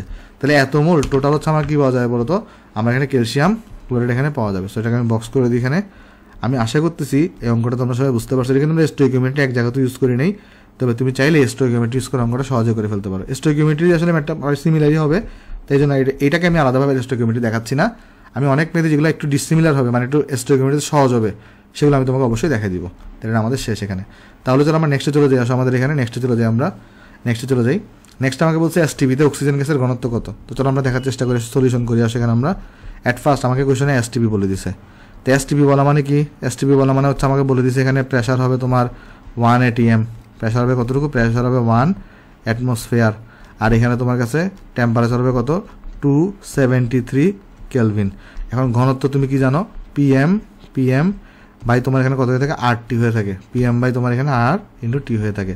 তাহলে তুমি যদি ভ্যালু বসাই দাও, এখন তুমি যদি এখানে ভ্যালু বসাই দাও, প্রেশার তোমার এখানে 1, প্রেশার তোমার এখানে 1, এম তোমার এখানে 32, কারণ অক্সিজেন মানে O2, আর হচ্ছে 0.0821 বসাবা, কারণ তুমি এখানে অ্যাটমসফিয়ার বসাইছো। টেম্পারেচার তুমি এখানে 273 বসাবা। তাহলে এখান থেকে তুমি রো পেয়ে যাবা। দেখো এটা কত আসবে? 32 ডিভাইডেড বাই 0.0821 ইন্টু 273। তাহলে এটা আসছে তোমার 1.4277। এটা আসছে কত? 1.4277 এবং একক হবে গ্রাম পার লিটার একক হবে। ঠিক আছে, একক কত হবে এখানে? 1.4277 গ্রাম পার লিটার। বক্স করে দিচ্ছে আগে। তাহলে এটা হচ্ছে আমার ঘনত্বের আনসার। কেমন? সো হোপফুলি অঙ্কটা আমরা সবাই এখানে বুঝতে পারছি। আমি এটা বক্স করে দিলাম। তাহলে এই জিনিসটা হচ্ছে আমার কাছে এখানে আনসার। অনেক এক্সট্রা ম্যাথ করাবো ইউটিউবের বাইরেও, সো টেনশন নেওয়ার দরকার নেই, অনেক সিকিউ করাবো। আচ্ছা চলো নেক্সটে চলে যাই। আসো নেক্সটে এখানে একটা পার্সেন্টেজের ব্যাপার স্যাপার আছে। সো পার্সেন্টেজের যদি ব্যাপার স্যাপার আছে তাহলে পার্সেন্টেজ নিয়ে আমাদের একটু কথা বলা লাগবে আগে। ঠিক আছে, তো চলো আমি 3টা পার্সেন্টেজ তোমাকে শেখাবো। একটা হচ্ছে কীরকম আমি তোমাকে বলি, একটা আমরা শেখাবো 10%, W/V সোডিয়াম ক্লোরাইড বলতে আমরা কি বুঝি, চলো এটা আগে দেখবো আমরা। ঠিক আছে, 3টা পার্সেন্টেজ আমরা জানার চেষ্টা করব। ওকে, তারপর আরেকটা ধরা যাক 10%, আমাকে ধরো বলে দিচ্ছে V/V সোডিয়াম ক্লোরাইড বলতে কি বুঝি এটাও বুঝাবো। তারপর আরেকটা জিনিস তোমাকে আমি বুঝাবো এখানে, এটা যদি আমরা পরিবেশ রসায়নে দেখাইছি, তারপর এখানে আরেকবার দেখানো 10% W/W, আর এটা আমরা সামনে আরও ডিটেলসে পড়বো কেমন, সোডিয়াম ক্লোরাইড বলতে কি বুঝি সেটা আমি তোমাকে বুঝাই দিব। তাহলে 3টা পার্সেন্টেজ সম্পর্কে আমরা পরিচিত হচ্ছি, একটা হচ্ছে কি W/V, একটা হচ্ছে V/V, একটা হচ্ছে কত এখানে W/W। এখানে আমরা যে জিনিসটা মনে রাখবো সেটা হচ্ছে W দিয়ে কিন্তু আসলে ভর বোঝাচ্ছে, আর V দিয়ে তোমার এখানে আয়তন বোঝাচ্ছে। তাহলে আমরা যদি একটু আগের বিষয়টা করে লিখি, এখানে অ্যাকচুয়ালি W দিয়ে তোমার কি বোঝায়, ভর বোঝায়, আর আমাদের যে V সেটা দিয়ে আসলে আয়তন বোঝায়। আমরা এখানে আমাদের এই ভরের এককটাকে আমরা গ্রামে রাখি, আর আয়তনের এককটাকে আমরা মিলিলিটারে রাখি। ঠিক আছে, এই জিনিসটা আমরা একটু মাথায় রাখতে পারি। ঠিক আছে, তাহলে চলো আমরা এখানে দেখে আসো। তাহলে এখানে যাই, আমাকে যখন বলছে 10% W/V সোডিয়াম ক্লোরাইড, তাহলে 10% W/V সোডিয়াম ক্লোরাইড বলতে বোঝাবে আমাদের 100 ml সোডিয়াম ক্লোরাইড দ্রবণে 10 গ্রাম সোডিয়াম ক্লোরাইড দ্রব আছে। 100 ml সোডিয়াম ক্লোরাইড দ্রবণে 10 গ্রাম সোডিয়াম ক্লোরাইড দ্রব আছে। দেখো, একটা কিন্তু ভর, একটা কিন্তু আয়তন। তাহলে আমরা এখানে মনে রাখবো জিনিসটা যে 10% W/V সোডিয়াম ক্লোরাইড বলতে বোঝায় 100 ml সোডিয়াম ক্লোরাইড দ্রবণে 100 ml সোডিয়াম ক্লোরাইড দ্রবণে 10 গ্রাম 100 ml সোডিয়াম ক্লোরাইড দ্রবণে 10 গ্রাম সোডিয়াম ক্লোরাইড দ্রব আছে। ঠিক আছে, তাহলে 10% W/V সোডিয়াম ক্লোরাইড বলতে বোঝায় 100 ml সোডিয়াম ক্লোরাইড দ্রবণে 10 গ্রাম সোডিয়াম ক্লোরাইড দ্রব আছে। ওকে, আশা করি সবাই জিনিসটা এখানে বুঝতে পারছি। তারপর আমাকে যদি কেউ বলে 10% V/V সোডিয়াম ক্লোরাইড বলতে কি বুঝো, তাহলে এটা হবে 10% V/V সোডিয়াম ক্লোরাইড বলতে বোঝায় 100 ml সোডিয়াম ক্লোরাইড দ্রবণে 10 ml সোডিয়াম ক্লোরাইড দ্রব আছে। ঠিক আছে, তাহলে চলো আমি লিখে দিয়ে আসো যে 10% V/V সোডিয়াম ক্লোরাইড বলতে বোঝায় আমাদের এখানে এই 100 ml সোডিয়াম ক্লোরাইড দ্রবণে আমাদের কি আছে এখানে 10 ml সোডিয়াম ক্লোরাইড দ্রব আছে। ঠিক আছে, আচ্ছা, অন্যদিকে আরেকটা আছে 10% W/W সোডিয়াম ক্লোরাইড। তাহলে 10% W/W সোডিয়াম ক্লোরাইড বলতে কি বোঝাবে 100 গ্রাম সোডিয়াম ক্লোরাইড দ্রবণে আমার কাছে কি আছে বলতো, এই যে 10 গ্রাম সোডিয়াম ক্লোরাইড দ্রব আছে। তাহলে 10% W/W সোডিয়াম ক্লোরাইড বলতে বোঝায় কি বলতো, যে 100 গ্রাম সোডিয়াম ক্লোরাইড দ্রবণে আমাদের 10 গ্রাম সোডিয়াম ক্লোরাইড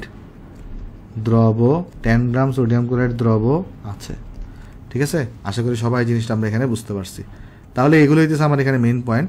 তাহলে এবার চলো আমরা মেইন অঙ্ক চলে যাই। এই অঙ্কে দেখো আমাকে বলতেছে কি, একজন লোক একবার নিঃশ্বাসে সে 200 মিলিগ্রাম বাতাস গ্রহণ করে যদি বাতাসের 20% ভরে। আচ্ছা, একটা জিনিস দেখো, অনেক সময় যে কাহিনীটা হবে, আমার কাছে পার্সেন্টেজ লেখার পরে কোনো কিছু লেখা থাকবে না, তখন আমরা বুঝবো কি জানো, তখন আমরা W/V ধরে নিব। বাট এখানে দেখো একটা কথা লেখা আছে 20% ভরে মানে কিন্তু W/W। তাহলে এটা দ্বারা কি বোঝাচ্ছে 20% W/W বোঝাচ্ছে। যদি শুধু 20% লেখা থাকতো তখন আমরা W/V বসাইতাম, বাট এখানে 20% ভরে লেখা আছে, তাহলে এখানে ভরে মানে কিন্তু W/W। ঠিক আছে, আচ্ছা, এখানে বলছি কি একজন লোক একবার নিঃশ্বাসে 200 মিলিগ্রাম বাতাস গ্রহণ করে যদি বাতাস 20% ভরে মানে W/W অক্সিজেন ধারণ করে, তাহলে লোকটি একবার নিঃশ্বাসে কতগুলো অক্সিজেন অনুগ্রহণ করে। ঠিক আছে, কতগুলো অক্সিজেন অনুগ্রহণ করে, এই কথাটা ইম্পর্টেন্ট। আমরা নেক্সট একটা এই সেম কোয়েশ্চনই আমি তোমাকে লিখে দিব কতগুলো অক্সিজেন পরমাণু গ্রহণ করে, এটা আমি শিখাই দিব কেমন।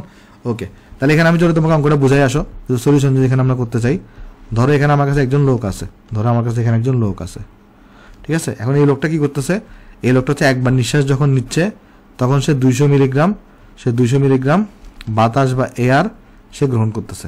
তো বাতাসের মধ্যে কি আছে 20% W/W অক্সিজেন, বাতাস আমাদের কি করতেছে এখানে বাতাস 20% W/W আমাদের অক্সিজেন ধারণ করে, অক্সিজেন ধারণ করে। এটার মানে কি? এটার মানে হচ্ছে যে আমাদের 100 গ্রাম বাতাসে 100 গ্রাম বাতাসে 20 গ্রাম অক্সিজেন আছে। আমি এটাও বলতে পারি 100 মিলিগ্রাম বাতাসে 20 মিলিগ্রাম অক্সিজেন আছে। ঠিক আছে, তার মানে এটা আমরা কি বোঝাচ্ছে এখানে 20% W/W এটা বোঝাচ্ছে। এটা যদি মিলিগ্রামে, তাই মিলিগ্রাম হিসাব করবো, তাহলে আমরা বলতে পারি 100 মিলিগ্রাম বাতাসে অক্সিজেন আছে, 100 মিলিগ্রাম বাতাসে অক্সিজেন আছে। কতটুকু বলো? আছে তোমার কাছে 20, আছে তোমার কাছে কত এখানে 20 মিলিগ্রাম। তাহলে সুতরাং আমার কাছে কিন্তু 200 মিলিগ্রাম লাগবে। তাহলে 200 মিলিগ্রাম বাতাসে কতটুকু অক্সিজেন আছে? তাহলে সে 200 মিলিগ্রাম গ্রহণ করতেছে। তাহলে 200 মিলিগ্রামে আছে 200 times, sorry 20 times 200 divided by হবে 100, ডিভাইডেড বাই কত হবে এখানে? ডিভাইডেড বাই হবে 100, আর এখানে হবে মিলিগ্রাম। তাহলে এখানে হবে 40, এখানে হবে 40 মিলিগ্রাম। তাহলে সে কিন্তু এখানে 40 এখানে 20 মিলিগ্রাম অক্সিজেন এয়ার গ্রহণ করা মানে সে 40 মিলিগ্রাম সে হইতেছে অক্সিজেনকে রিসিভ করতেছে। তাহলে অক্সিজেনকে যদি 40 মিলিগ্রাম রিসিভ করে একবার নিঃশ্বাসে, তাহলে কতগুলো অক্সিজেন অনুগ্রহণ করতেছে? তাহলে O2 কে সে গ্রহণ করতেছে। তাহলে O2 কিন্তু অণু, আর এখানে অণুর ভর দেওয়া আছে এটা। তাহলে আমি এখানে জানি n ইকুয়াল টু কত?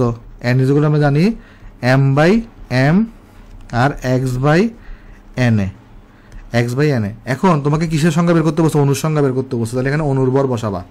আর এটা কিন্তু 40 মিলিগ্রাম কিন্তু অণুর ভরই তোমাকে দেওয়া আছে। ঠিক আছে, আচ্ছা। তাহলে এখন দেখো এখানে আমি যদি ভ্যালুগুলো বসাই দিই, তাহলে এখানে আমাদের x বের করতে হবে। x মানে হচ্ছে m/m, এখানে na। তাহলে এখানে m মানে কি? অণুর ভর এখানে 40 মিলিগ্রাম দেওয়া, অণুর ভর দেওয়া এখানে 40 মিলিগ্রাম। তাহলে এটাকে 10⁻³ দিয়ে গ্রামে নাও। আর এখানে অক্সিজেন অণুর ভর হচ্ছে, আণবিক ভর হচ্ছে 32, এখানে 6.022 ইন্টু 10⁻23 করো। তাহলে এখানে আমাদের কত আসবে দেখো, এটা এখানে আসবে 40 times 10⁻³ divided by 32 into 6.022 10⁻23। So এই ভ্যালুটা আসছে আমাদের 7.5275 টাইমস 10⁻20t। মানে তাহলে এখানে আমাদের অণুর সংখ্যা কিন্তু এখানে বের হয়ে গেছে। কেমন? সেটা হচ্ছে আমার কাছে অণুর সংখ্যা, এটা হচ্ছে আমার কাছে অণুর সংখ্যা, এখানে আমার কাছে বের হয়ে গেছে। এটা হচ্ছে আমার কাছে বক্স করে দিলাম। তাহলে এই জিনিসটা হচ্ছে আমার কাছে এখানে আনসার, এটা হচ্ছে আমার অণুর সংখ্যা। বাট তোমাকে যদি কোয়েশ্চনে জিজ্ঞেস করতো যে ভাই তুমি এক কাজ করো, তুমি পরমাণুর সংখ্যা বের করো, তখন তুমি কি করতা? তখন দেখো তুমি হিসাব করতে পারবে যে একটা অণুতে অক্সিজেনের একটা অণুতে কয়টা পরমাণু থাকে? 2টা পরমাণু থাকে। তাহলে অণুর সংখ্যা হচ্ছে এত, তাহলে পরমাণুর সংখ্যা কত হবে? জাস্ট এটাকে ডাবল করে দিলে হবে। ঠিক আছে, আচ্ছা। তাহলে এই জিনিসটা আশা করি সবাই আমরা এখানে বুঝতে পারছি। ওকে, তো একটা জিনিস এখানে আমরা সবসময় মনে রাখবো, দেখো তোমার এখানে কোয়েশ্চনে কিন্তু অণুর ভর দেওয়া ছিল, তাই তুমি অণুর আণবিক ভর বসাইছো, এখানে অণুর সংখ্যা পাইছো। যদি তোমার কোয়েশ্চনে যদি পরমাণুর ভর দেওয়া থাকতো, তাহলে তুমি এখানে পারমাণবিক ভর বসাইতা, আর তুমি এখানে পরমাণুর সংখ্যা পাইতা। ঠিক আছে, এই জিনিসটাকে আমরা নেক্সট পেজে লিখে দিব। তাহলে এখানে আমাদের দেখো, আমাদের যে O2 এটা আসলে কীভাবে গঠিত? অক্সিজেন প্লাস অক্সিজেন নিয়ে, অর্থাৎ একটি O2-তে পরমাণু থাকে 2টি। তোমাকে যদি জিজ্ঞেস করতো কয়টা পরমাণু গ্রহণ করছো, তাহলে এতটি অণু তুমি বের করছো। বা একটি O2 মানে কি? একটি অক্সিজেন অণুতে পরমাণু থাকে 2টা, তাহলে এত সংখ্যকতে কয়টা আমার পরমাণু থাকতো সেটা তুমি এখানে বের করে ফেলতে পারতাম। ঠিক আছে, হোপফুলি সবাই এই জিনিসটা আমরা এখানে ভাই বুঝতে পারছি। আচ্ছা, তাহলে এই জিনিসটা একটু আমরা মাথায় রাখবো আর কি। আশা করি এই জিনিসটা নিয়ে আমাদের কোনো কনফিউশন হবে না। চলো তোমাকে আমি এখানে কোয়েশ্চনটা লিখে দিই। কোয়েশ্চনটা তুমি তোমার জন্য লিখে দিয়ে আসো, বা আমি আনসার করে দিই তোমাকে। আসো, ধরো আমাকে কোয়েশ্চন এখানে করছে নেক্সট পৃষ্ঠায়, ধরো কোয়েশ্চন করছে আমাকে যে আমরা এখানে লিখতেছি যে ফ্রম প্রিভিয়াস কোয়েশ্চন, ধরো একটা এক্সট্রা কোয়েশ্চন এখানে লেখার জায়গা আছে কি? কতটি অক্সিজেন অনুগ্রহণ করে? আচ্ছা, এখানে লিখে দিয়ে আসো ফ্রম প্রিভিয়াস কোয়েশ্চন। এখানে 8টা ধরো আমাকে কোয়েশ্চন অ্যাড করছে, এখানে কীরকম যে কতটি অক্সিজেন পরমাণু গ্রহণ করে। আমাকে জিজ্ঞেস করছে কতটি অক্সিজেন পরমাণু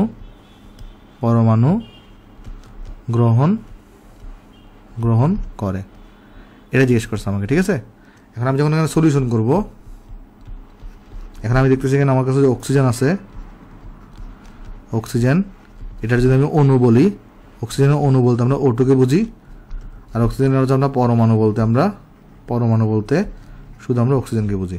তাহলে এখানে যে O2টা থাকে এটা কিন্তু অক্সিজেন প্লাস অক্সিজেন, মানে 2টো অক্সিজেন নিয়ে গঠিত। তাহলে আমরা বলতে পারি এখানে আমাদের এক অণু, আমাদের হচ্ছে কি বলতো O2-তে এক অণু অক্সিজেনে পরমাণু থাকে 2টি। আমরা বলতে পারি এখানে 1 অণু অক্সিজেনে অক্সিজেন পরমাণু থাকে 2টি। 1 অণু অক্সিজেনে অক্সিজেন পরমাণু থাকে, অক্সিজেন পরমাণু থাকে 2টি। তাহলে সুতরাং এখানে অণুর সংখ্যা কত ছিল? 7.5275 7.5275 into 10 to the power 20 10 to the power 20 সংখ্যক অণুর এত সংখ্যক অণুতে, এত সংখ্যক অক্সিজেন অণুতে, এত সংখ্যক অক্সিজেন অণুতে, অক্সিজেন অণুতে অক্সিজেন পরমাণু থাকে, জাস্ট ডাবল করে দিলে কিন্তু হবে, তাই না? অক্সিজেন পরমাণু থাকে, তাহলে ইকুয়াল টু কত হবে এখানে? ইকুয়াল টু হবে 2 টাইমস এই যে 7.5275 into 10 to the power of 20। তাহলে এখানে ভ্যালু চলে আসবে। দেখো এই ভ্যালু কত আসবে এখানে, জাস্ট 2 দ্বিগুণ করে দিলে তাহলে 1.5055 into 10 to the power of 21। তাহলে এতটি আমার কাছে পরমাণু থাকবে। তাহলে অণুর সংখ্যা হচ্ছে আমার এত, অণুর সংখ্যা হচ্ছে আমার কাছে এত, আর এটা হচ্ছে আমার কাছে এখানে পরমাণুর সংখ্যা। এটা আমার কিসের সংখ্যা বেড়ে গেছে? এখানে পরমাণুর সংখ্যা এখানে বের হয়ে গেছে। ঠিক আছে, আচ্ছা, আশা করি সবাই বুঝতে পারছি। আরেকটা জিনিসটা তোমাকে দেখাই দিয়ে আসো, সেটা কি? ধরো এখানে তো অক্সিজেন বলছো, তোমাকে যদি NH3 কথা বলতো, NH3, ধরো NH3 এটার 1 অণু, এটার তুমি যদি 1 অণু নাও, এই 1 অণুতে নাইট্রোজেন পরমাণু থাকে কয়টা?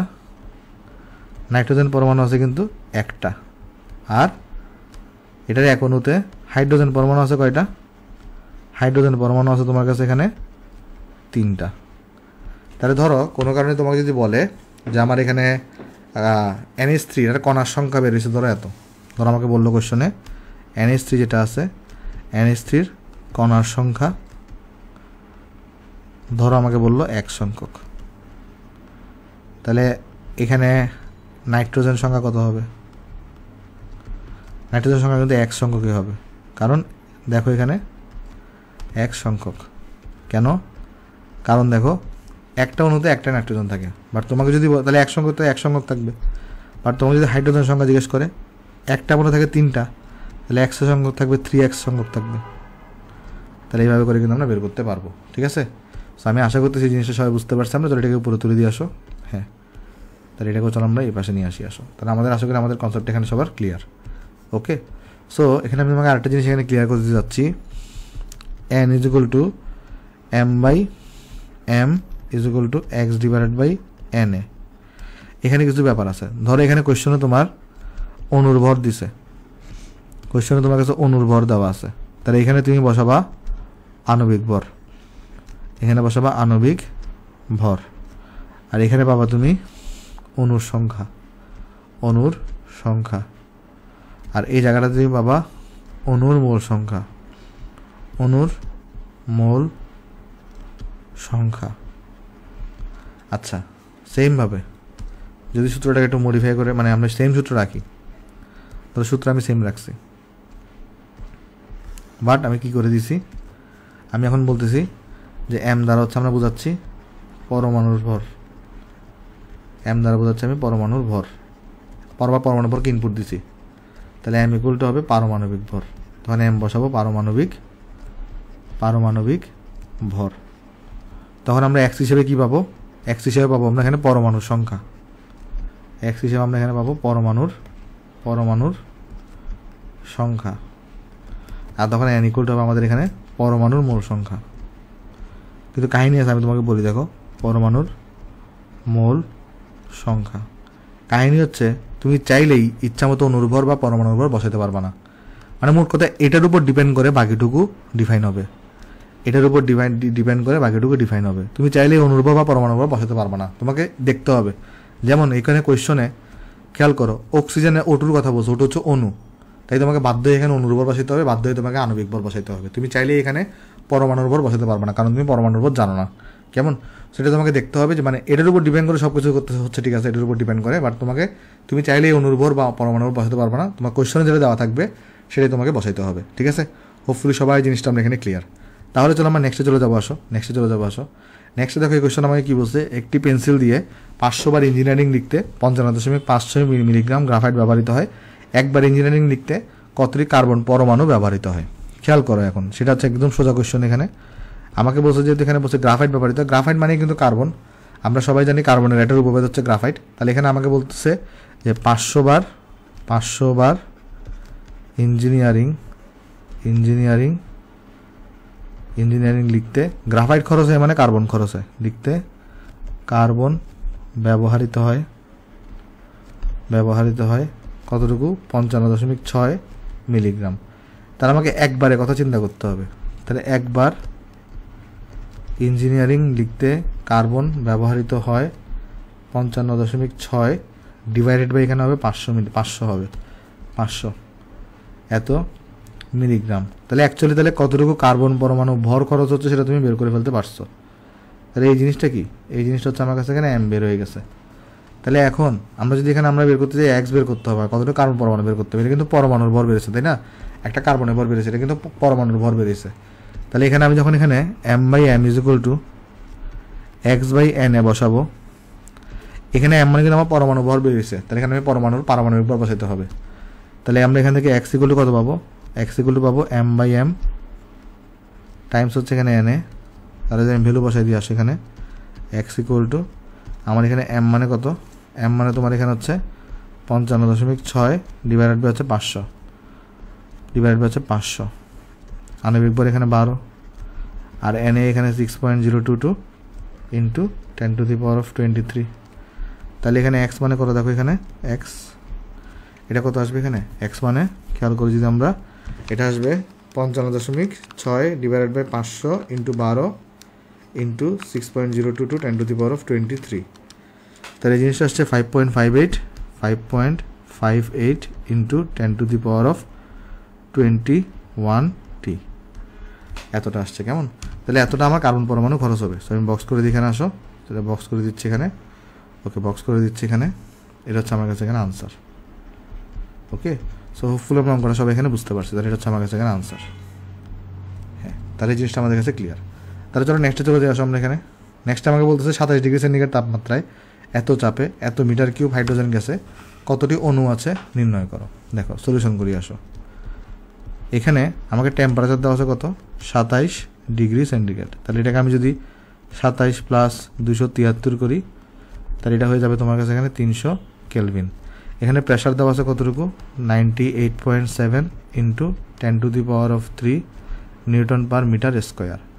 এখানে আয়তন দেওয়া আছে কতটুকু, 0.002 মিটার কিউব। হাইড্রোজেন গ্যাসে কতটি অণু আছে, তাহলে এক্স এখানে বের করতে বসে। তাহলে এখানে আমি যদি বের করতে চাই যে পিভি ইজ ইকুয়াল টু আমার এনআরটি, তাহলে এখানে আমি যদি ভ্যালু বসাই দিই এন এর, তাহলে এন মানে হচ্ছে এক্স বাই এন এ আর টি। তাহলে এক্স যদি আমি বের করতে চাই তাহলে আসবে এটা PV N A divided by এখানে আসবে আর টি। তাহলে চলো ভ্যালু বসাই দিয়ে আসো আমরা এখানে। আমি এখান থেকে যদি বসাই বা x equal to pressure into volume. Pressure কত, প্রেশার হচ্ছে দেখো প্রেশার এখানে 98.7 ইন্টু 10⁻³ রাখছে। ভলিউম এখানে রাখছে 0.002 রাখছে। এন এ হচ্ছে 6.022 10⁻23। তোমাকে আমি বলছি যদি প্রেশার যদি অ্যাটমসফিয়ার আর এটা যদি লিটার এককে থাকে তাহলে 0.081 বসাবা। আর এখানে pressure newton per metre square আর এখানে মিটার কিউবে আছে, সেখানে তুমি বসাবা 8.314 বসাবা। কি বসাবা, 8.314 বসাবা ইন্টু টেম্পারেচার এখানে কত 300। তাহলে এখান থেকে দেখো আমাদের এক্স কত আসবে, এক্সটা কত চলে আসবে দেখো, তাহলে আসবে 98.7 ইন্টু 10⁻³ তারপর হচ্ছে তোমার এখানে কত 0.002 into 6.022 10⁻23 divided by 8.314 into 300। So এই জিনিসটা আসছে এখানে 4.766 ইন্টু 10⁻, এখানে কত আসছে 4.766 ইন্টু 10⁻22t। তাহলে এই জিনিসটা আসছে আমার কাছে। কেমন, তাহলে এক্স লেভেল হচ্ছে আমার কাছে এত। সো এটা হচ্ছে আমরা এখানে বক্স করে দিচ্ছি, এখানে বক্স করে দিলাম। তাহলে এই জিনিসটা হচ্ছে আমার কাছে এখানে আনসার। ওকে, সো হোপফুলি আমরা সবাই জিনিসটা এখানে আমরা বুঝতে পারছি। তাহলে চলো নেক্সটে চলে যাই। নেক্সট আমাকে বলতেছে এখানে একটি পেন্সিল দিয়ে এই জিনিসটা লিখতে এত গ্রাফাইট খরচ হয়েছে, ওই লেখার মধ্যে কার্বন সংখ্যা বের করো। তাহলে এখানে অলরেডি সরাসরি আমাকে ভরটা দেওয়াই আছে, জাস্ট এক্সট্রা বের করতে বলছে। ঠিক আছে, তাহলে সলিউশন যেখানে করি তাহলে এ নাম্বারটা আমাকে এখানে সরাসরি ভর দেওয়াই আছে, ভর হচ্ছে 0.55 মিলিগ্রাম। তাহলে আমাকে বলছে পরমাণু সংখ্যা বের করতে। তাহলে আমাকে এখানে আমরা সবাই জানি m/m = x / na। তাহলে এখান থেকে দেখো x = কত আসবে, m/m টাইমস na। তাহলে এখানে আমরা যদি বের করি x এর মানটা, তাহলে আসবে এখানে আমাদের m এখানে কত, m এখানে 0.55 × 10⁻³ বড় হাতের m এখানে কার্বনের কথা বলছে, তাহলে কার্বন পরমাণু মানে 12, আর এখানে na হচ্ছে 6.022 × 10⁻23। তাহলে দেখো এই জিনিসটা কত আসছে, 0.55 × 10⁻³ ডিভাইডেড বাই 12 × 6.022 10⁻23। তাহলে আসছে এটা 2.76 × 10⁻19 তাহলে আমার এখানে পরমাণুর সংখ্যা হচ্ছে আমার কাছে এত। তাহলে আমার কাছে পরমাণুর সংখ্যা হচ্ছে আমার কাছে এত। সো আমি আশা করতেছি তোমরা জিনিসটা সবাই এখানে বুঝতে পারছো। তাহলে এটা হচ্ছে আমার পরমাণুর সংখ্যা, ঠিক আছে? হোপফুলি সবার কাছে জিনিসটা এখানে ক্লিয়ার। আচ্ছা, তাহলে এটা হচ্ছে আমার কাছে একটা আনসার। দেন আমাকে জিজ্ঞেস করছে এখানে অক্সিজেন দহন করলে এসটিপিতে উক্ত কার্বন পরমাণুসমূহ দ্বারা উৎপন্ন গ্যাসের আয়তন লিটারে ব্যাখ্যা করো। অক্সিজেনে দহন করলে এসটিপিতে কার্বন পরমাণুসহ দ্বারা উৎপন্ন গ্যাসের আয়তন লিটার এককে বের করো। মানে তোমার এখানে এই যে এসটিপিতে উক্ত কার্বন পরমাণু সহ দ্বারা উৎপন্ন গ্যাসটা কোনটা, কার্বন ডাইঅক্সাইড। কারণ তুমি যদি কি করো, এই কার্বনকে যদি বি নাম্বার করতেছি অক্সিজেন দ্বারা দহন করো, এখানে কার্বন ডাইঅক্সাইড পাবা, এখানে কি পাবা, এখানে পাবা কার্বন ডাইঅক্সাইড। তখন আমার কোয়েশ্চেন করছে এই কার্বন ডাইঅক্সাইড এখানে কি বলছে, কি অক্সিজেন দহন করলে এসটিপিতে উক্ত কার্বন পরমাণু সমূহ দ্বারা উৎপন্ন গ্যাসের মানে কার্বন ডাইঅক্সাইড গ্যাসের আয়তনটা লিটার এককে বের করো। মানে এই কার্বন ডাইঅক্সাইড গ্যাসের কি করতে হবে, আয়তন বের করতে হবে লিটার এককে। তাহলে এসটিপিতে এটার আয়তন বের করতে হবে। তাহলে এসটিপিতে লিটার এককে এটার আয়তন কত সেটা বের করতে হবে। তাহলে এটা কি লাগবে, তখন মোল সংখ্যা লাগবে না, কারণ মোল সংখ্যা যদি আমি জানি তাহলে n = জানি BSTP লিটার ডিভাইডেড বাই 22.4, তাহলে 22.4 দ্বিগুণ করলে কিন্তু আমি এটা লিটার এককে আয়তন পেয়ে যাবো। তাহলে এটা মোল সংখ্যা লাগবে।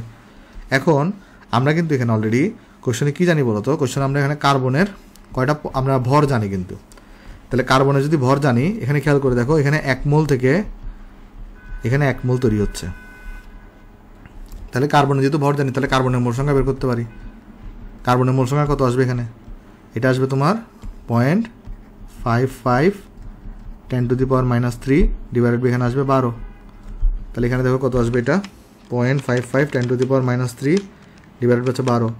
সো এই জিনিসটা আসবে তোমার 4.583 ইন্টু 10⁻⁻5 মোল। তাহলে n অফ কার্বন বের হয়ে গেছে এখানে। তাহলে আমরা বলতে পারি তখন 1 মোল কার্বন থেকে 1 মোল কার্বন ডাইঅক্সাইড তৈরি হয়, তাহলে এত মোল কার্বন থেকে এত মোল কার্বন ডাইঅক্সাইড তৈরি হবে। মানে আলটিমেট জিনিসটা সমান কিন্তু, তাই না? তাহলে এখানে আমি লিখে দিতে পারি direct n of carbon dioxide = n of carbon. তাহলে তুমি ওই যে ঐকিক নিয়মে করতে পারো। সেটা কত আসবে এখানে 4.583 ইন্টু 10⁻⁻5। এখন আমার এসটিপিতে আয়তন লাগবে। এখন এসটিপিতে আয়তন সুন্দর একটা সূত্র আমরা জানি, n = এই দেখো n = আমরা কি জানি বলো, আমরা n = জানি হচ্ছে তোমার এসটিপিতে আয়তন লিটার একক এসটিপিতে আয়তন লিটার এককে বাই 22.4। এখন যার আয়তন বের করবা তার মোল সংখ্যা বসাবা। কার্বন ডাইঅক্সাইডের আয়তন আমার লাগতেছে, আমাকে বসে কি উৎপন্ন গ্যাসের আয়তন, তাহলে কার্বন ডাইঅক্সাইড গ্যাসের আয়তন বের করতে বসে। তাহলে যার আয়তন বের করবা তার মোল সংখ্যা বসাবা, তার মোল সংখ্যা হচ্ছে এত। তাহলে এখানে আয়তন মানে আমি কি লিখতে পারি, এখানে দেখো আমাকে এসটিপিতে আয়তন বের করতে বসে, তাহলে এটা হবে n টাইমস 22.4। তাহলে এখানে আমাদের যদি আমরা এটাকে যদি একটু মুছে দিই, তাহলে এখানে যদি আমরা আনি দেখো, তাহলে এখান থেকে আমরা লিখতে পারবো বা এসটিপিতে আয়তন লিটার এককে হচ্ছে হবে n মানে কত 4.583 ইন্টু 10⁻⁻5 ইন্টু 22.4। তাহলে এটা ইন্টু 22.4, তাহলে এটা আসছে আমাদের 1.0267 ইন্টু 10⁻³ লিটার একক আসছে। ঠিক আছে, সেটা আমি বক্স করে দিই, আসে এখানে বক্স করে দিই, এটাকে আমরা এখানে বক্স করে দিই, তাহলে এই জিনিসটা হচ্ছে আমার কাছে কি বলে এখানে আনসার। তাহলে এই জিনিসটা হচ্ছে আমার কাছে এখানে আনসার। কেমন? সো হোপফুলি আমরা সবাই জিনিসটা এখানে আমরা বুঝতে পারছি। তাহলে চলো আমরা নেক্সটে চলে যাই। নেক্সট আমাকে বলতেছে একটি বিদ্যুৎ শক্তি কেন্দ্রে বার্ষিক 2.4% রম্বিক সালফার সম্বলিত 3.1 × 10⁻⁷ কেজি কয়লা পুরানো হয়। কেমন? আচ্ছা, তার মানে একটা বিদ্যুৎ শক্তি কেন্দ্রে এত কেজি কয়লা পুরানো হচ্ছে, যেখানের মধ্যে 2.4% কি আছে, রম্বিক সালফার আছে। এসটিপিতে উৎপন্ন সালফার ডাইঅক্সাইড গ্যাসের আয়তন নির্ণয় করো। আচ্ছা, ভালো কথা, চলো আমরা বের করি আসো। তাহলে এখানে কীরকম সলিউশন যদি আমি করতে চাই, দেখো, ধরো তোমার কাছে একটা কয়লা কারখানা আছে এখানে, ধরো তোমার কাছে এখানে একটা কয়লা কারখানা আছে, ঠিক আছে? ধরা যাক আমার কাছে এখানে একটা কয়লা কারখানা আছে, ওকে? সেটা হচ্ছে আমার একটা কয়লা কারখানা, ওকে? ধরো সুন্দর করে একটু করে ধরা যাক এই জিনিসটা দিয়েছে কি, এই জিনিসটা দিয়েছে আমার কাছে কয়লা কারখানা। তাহলে এটা দিতেছে আমার একটা কয়লা কারখানা। এখন এই কয়লা কারখানা কি করতেছে, এত কেজি কয়লা পূরণ হচ্ছে। তাহলে কয়লা পূরণ হচ্ছে কতটুকু, 3.1 × 10⁻⁷, এই যে 3.1 × 10⁻⁷ কেজি কয়লা পূরণ হচ্ছে, কেজি। এটা হচ্ছে কয়লার অ্যামাউন্ট দেওয়া। আর এই অ্যামাউন্টটার মধ্যে আমার 2.4% কি আছে, সালফার আছে। রম্বিক সালফার মানে শুধু সালফার দিলেও হবে। তাহলে এতটুকুর মধ্যে আমার কি আছে, 4% হচ্ছে সালফার আছে। তাহলে আমি সালফারের ভরটা বের করে ফেলতে পারি না। কেন সালফারে বল লাগবে? কারণ সালফার ডাইঅক্সাইড তোমার তৈরি করতে বসে। তাহলে মানে এসটিপিতে সালফার অক্সিজেন যোগ করলেই তো সালফার ডাইঅক্সাইড তৈরি হয়। তাহলে সালফারে যদি তুমি মোল সংখ্যা বের করতে পারো, তাহলে সালফার ডাইঅক্সাইডের মোল সংখ্যা বের করতে পারবা। আর এসটিপিতে সালফার ডাইঅক্সাইডের আয়তন লাগবে, তাহলে এসটিপিতে সালফার ডাইঅক্সাইডের মোল সংখ্যা লাগবে। তাহলে এটার মোল সংখ্যা বের করলে এটার মোল সংখ্যা বের করতে পারবো। কেমনে? কারণ এটার 1 মোল থেকে এখানেও 1 মোল প্রডিউস হচ্ছে। তাহলে এখানে আমি বলতে পারি আগে সালফারের ভর এটা হইতেছে 2.4% অফ 3.1 × 10⁻⁷ কেজি, 10⁻⁷ কেজি। সো এখানে আসবে 2.4 / 100 × 3.1 × 10⁻⁷। আমরা কি করবো, এটাকে 10⁻³ দিয়ে গুণ করে গ্রামে নিয়ে যাবো, বুঝছো? গ্রামে নিয়ে যাবো, কারণ আমার গ্রামে লাগবে সব কিছু। তাহলে দেখো এখানে কত আসবে তোমার, এটা আসবে 2.4 × 3.1 10⁻⁷ × 10⁻³ ডিভাইডেড বাই 100। তাহলে আসছে 7.44 × 10⁸ গ্রাম চলে আসছে। তাহলে সালফার যখন আমি ভর জানি, সালফারের আমি এখন এখানে মোল সংখ্যা বের করে ফেলতে পারবো না। তাহলে সালফারের মোল সংখ্যা কত আসবে এখানে, সালফারের মোল সংখ্যা আসবে সালফারের ভরকে, তাহলে আমরা জাস্ট সালফারের ভরটাকে যেটা হইতেছে আমাদের 7.44 10⁸, জাস্ট আমরা করে ভাগ করবো এখানে বলো তো 32, এটা পারমাণবিক ভর। তাহলে 32 দিয়ে ভাগ করবো, তাহলে আসবে 2.325 10⁻⁷ মোল। আচ্ছা ভাই, 1 মোল থেকে 1 মোল পাচ্ছ, তাহলে এটাই কিন্তু সালফার ডাইঅক্সাইডের মোল সংখ্যা হবে। দেন এখান থেকে তুমি কি বের করে ফেলতে পারবা, এখান থেকে সালফার ডাইঅক্সাইডের তুমি ওখানে এসটিপিতে ভলিউমটা বের করে ফেলতে পারবা। তাহলে আমি যেখানে বের করি, দেখো এখানে আমরা এসটিপিতে ভলিউম লাগবে তো এটার ওকে, তাহলে আসবে n × 22.4, তাহলে n × 22.4, তাহলে n এর মান কত, 2.325 10⁻⁷ × 22.4। তাহলে এখানে আসছে আনসার × 22.4, তাহলে এটা আসছে 5.208 × 10⁸ লিটার আসছে, ঠিক আছে? তাহলে এটা হচ্ছে আমাদের এখানে আনসার, ওকে? তো এটা হচ্ছে আমাদের কাছে এখানে আনসার। আশা করি সবাই জিনিসটা আমরা বুঝতে পারছি এখানে, সেটা হচ্ছে আমার কাছে এখানে আনসার, ওকে ভাই। তাহলে চলো নেক্সটে চলে যাস আমরা। নেক্সট আমাকে বলছে 20.7 গ্রাম কার্বন মনোঅক্সাইডে কতগুলো কার্বন কণা আছে। চলো সলিউশন করি আসো। তোমার এখানে বলতেছে তোমার কাছে কার্বন মনোঅক্সাইড আছে, কেমন? এটার কতটুকু দেওয়া, 20.7 গ্রাম দেওয়া। তাহলে এটার কী দেওয়া আছে বলো, ভর দেওয়া আছে, রাইট? তাহলে আমি অ্যাট ফার্স্ট কী করবো, এটার আগে মোল সংখ্যা বের করতে পারি, অথবা আমি এখানে এটা কী বের করতে পারি, কণার সংখ্যা বের করতে পারি। তাহলে এখানে যদি আমি এখানে m/m করি, আর এখানে যদি আমি x/n বের করি, মানে অ্যাট ফার্স্ট আমাকে কার্বন মনোঅক্সাইডের কয়টা কণা আছে সেটা বের করবো, দেন সেখান থেকে আমরা কার্বন কয়টা আছে সেটা আমরা বের করতে পারি চাইলে, কেমন? আচ্ছা দেখো, বা x বের করবো আসো এখানে, তাহলে আমরা m/m × n। তাহলে এখানে আমরা কোন ভরটা বসাবো, আমি এখানে কার্বন মনোঅক্সাইডের ভর বসাবো, সেটা হচ্ছে আমার কাছে 20.7, আর আণবিক ভর এখানে হচ্ছে যে কার্বন মনোঅক্সাইডে কত, 12 প্লাস এখানে হবে 16, আর এখানে তো Na 6.022 × 10⁻23। তাহলে এখান থেকে দেখো তোমার এক্স ইকুয়াল টু কত আসে এখানে, তাহলে এক্স ইকুয়াল টু আসে তোমার এখানে 20.7 ডিভাইডেড বাই 12 + 16 ইন্টু 6.022 10⁻23।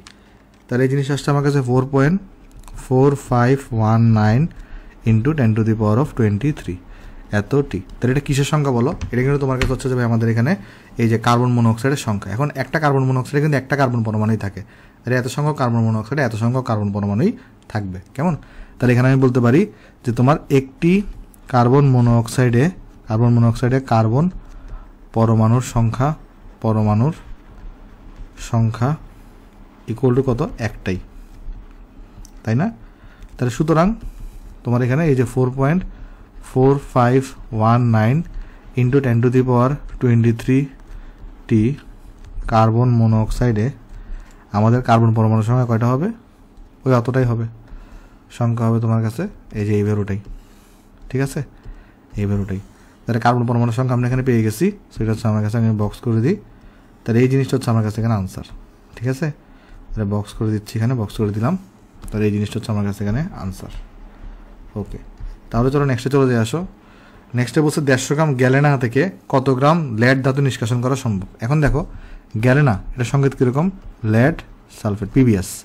তাহলে এখান থেকে কত গ্রাম লেড, তাহলে পিবি তুমি কত গ্রাম পাবা সেটা তোমার এখানে বের করতে বলছে। কেমন? আচ্ছা, তাহলে লেড সালফেট থেকে আমি পিবি কতটুকু পাবো সেটা তোমার এখানে বের করতে বলছে। তাহলে এখন একটা জিনিস তুমি চিন্তা করে দেখো, আমরা যখন লেড সালফেট, তাহলে এটা যদি আমি ভাঙাই, তাহলে এখানে পাবো লেড আর এখানে পাবো সালফার। এখন দেখো তো আমরা লেডের আণবিক ভর সবাই জানি, লেডের আণবিক ভর হয়ে থাকে তোমার হচ্ছে ভাই 207 গ্রাম। তাহলে আমরা এখানে এটা বলতে পারি যে এটার যদি আণবিক ভর হিসাব করি তাহলে 207 প্লাস 32 হবে, আর এটা হচ্ছে 207 হবে এত গ্রাম। তাহলে এখানে আসবে 239 গ্রাম। তাহলে 239 গ্রাম থেকে আমি লেড পাই হচ্ছে 207 গ্রাম। তাহলে 150 গ্রাম থেকে কতটুকু পাবো সেটা বের করবো। তাহলে আমরা এখানে বলতে পারি 239 গ্রাম গ্যালেনা থেকে লেড, এটা পিবিএসকে তো আমরা এখানে বলে থাকি, গ্যালেনা বলে থাকি। গ্যালেনা থেকে আমরা লেড পাই কতটুকু? 207 গ্রাম। তাহলে সুতরাং আমরা এখানে তোমার যদি আমরা বের করতে চাই কত গ্রাম বলছে আমাকে? 150 গ্রাম।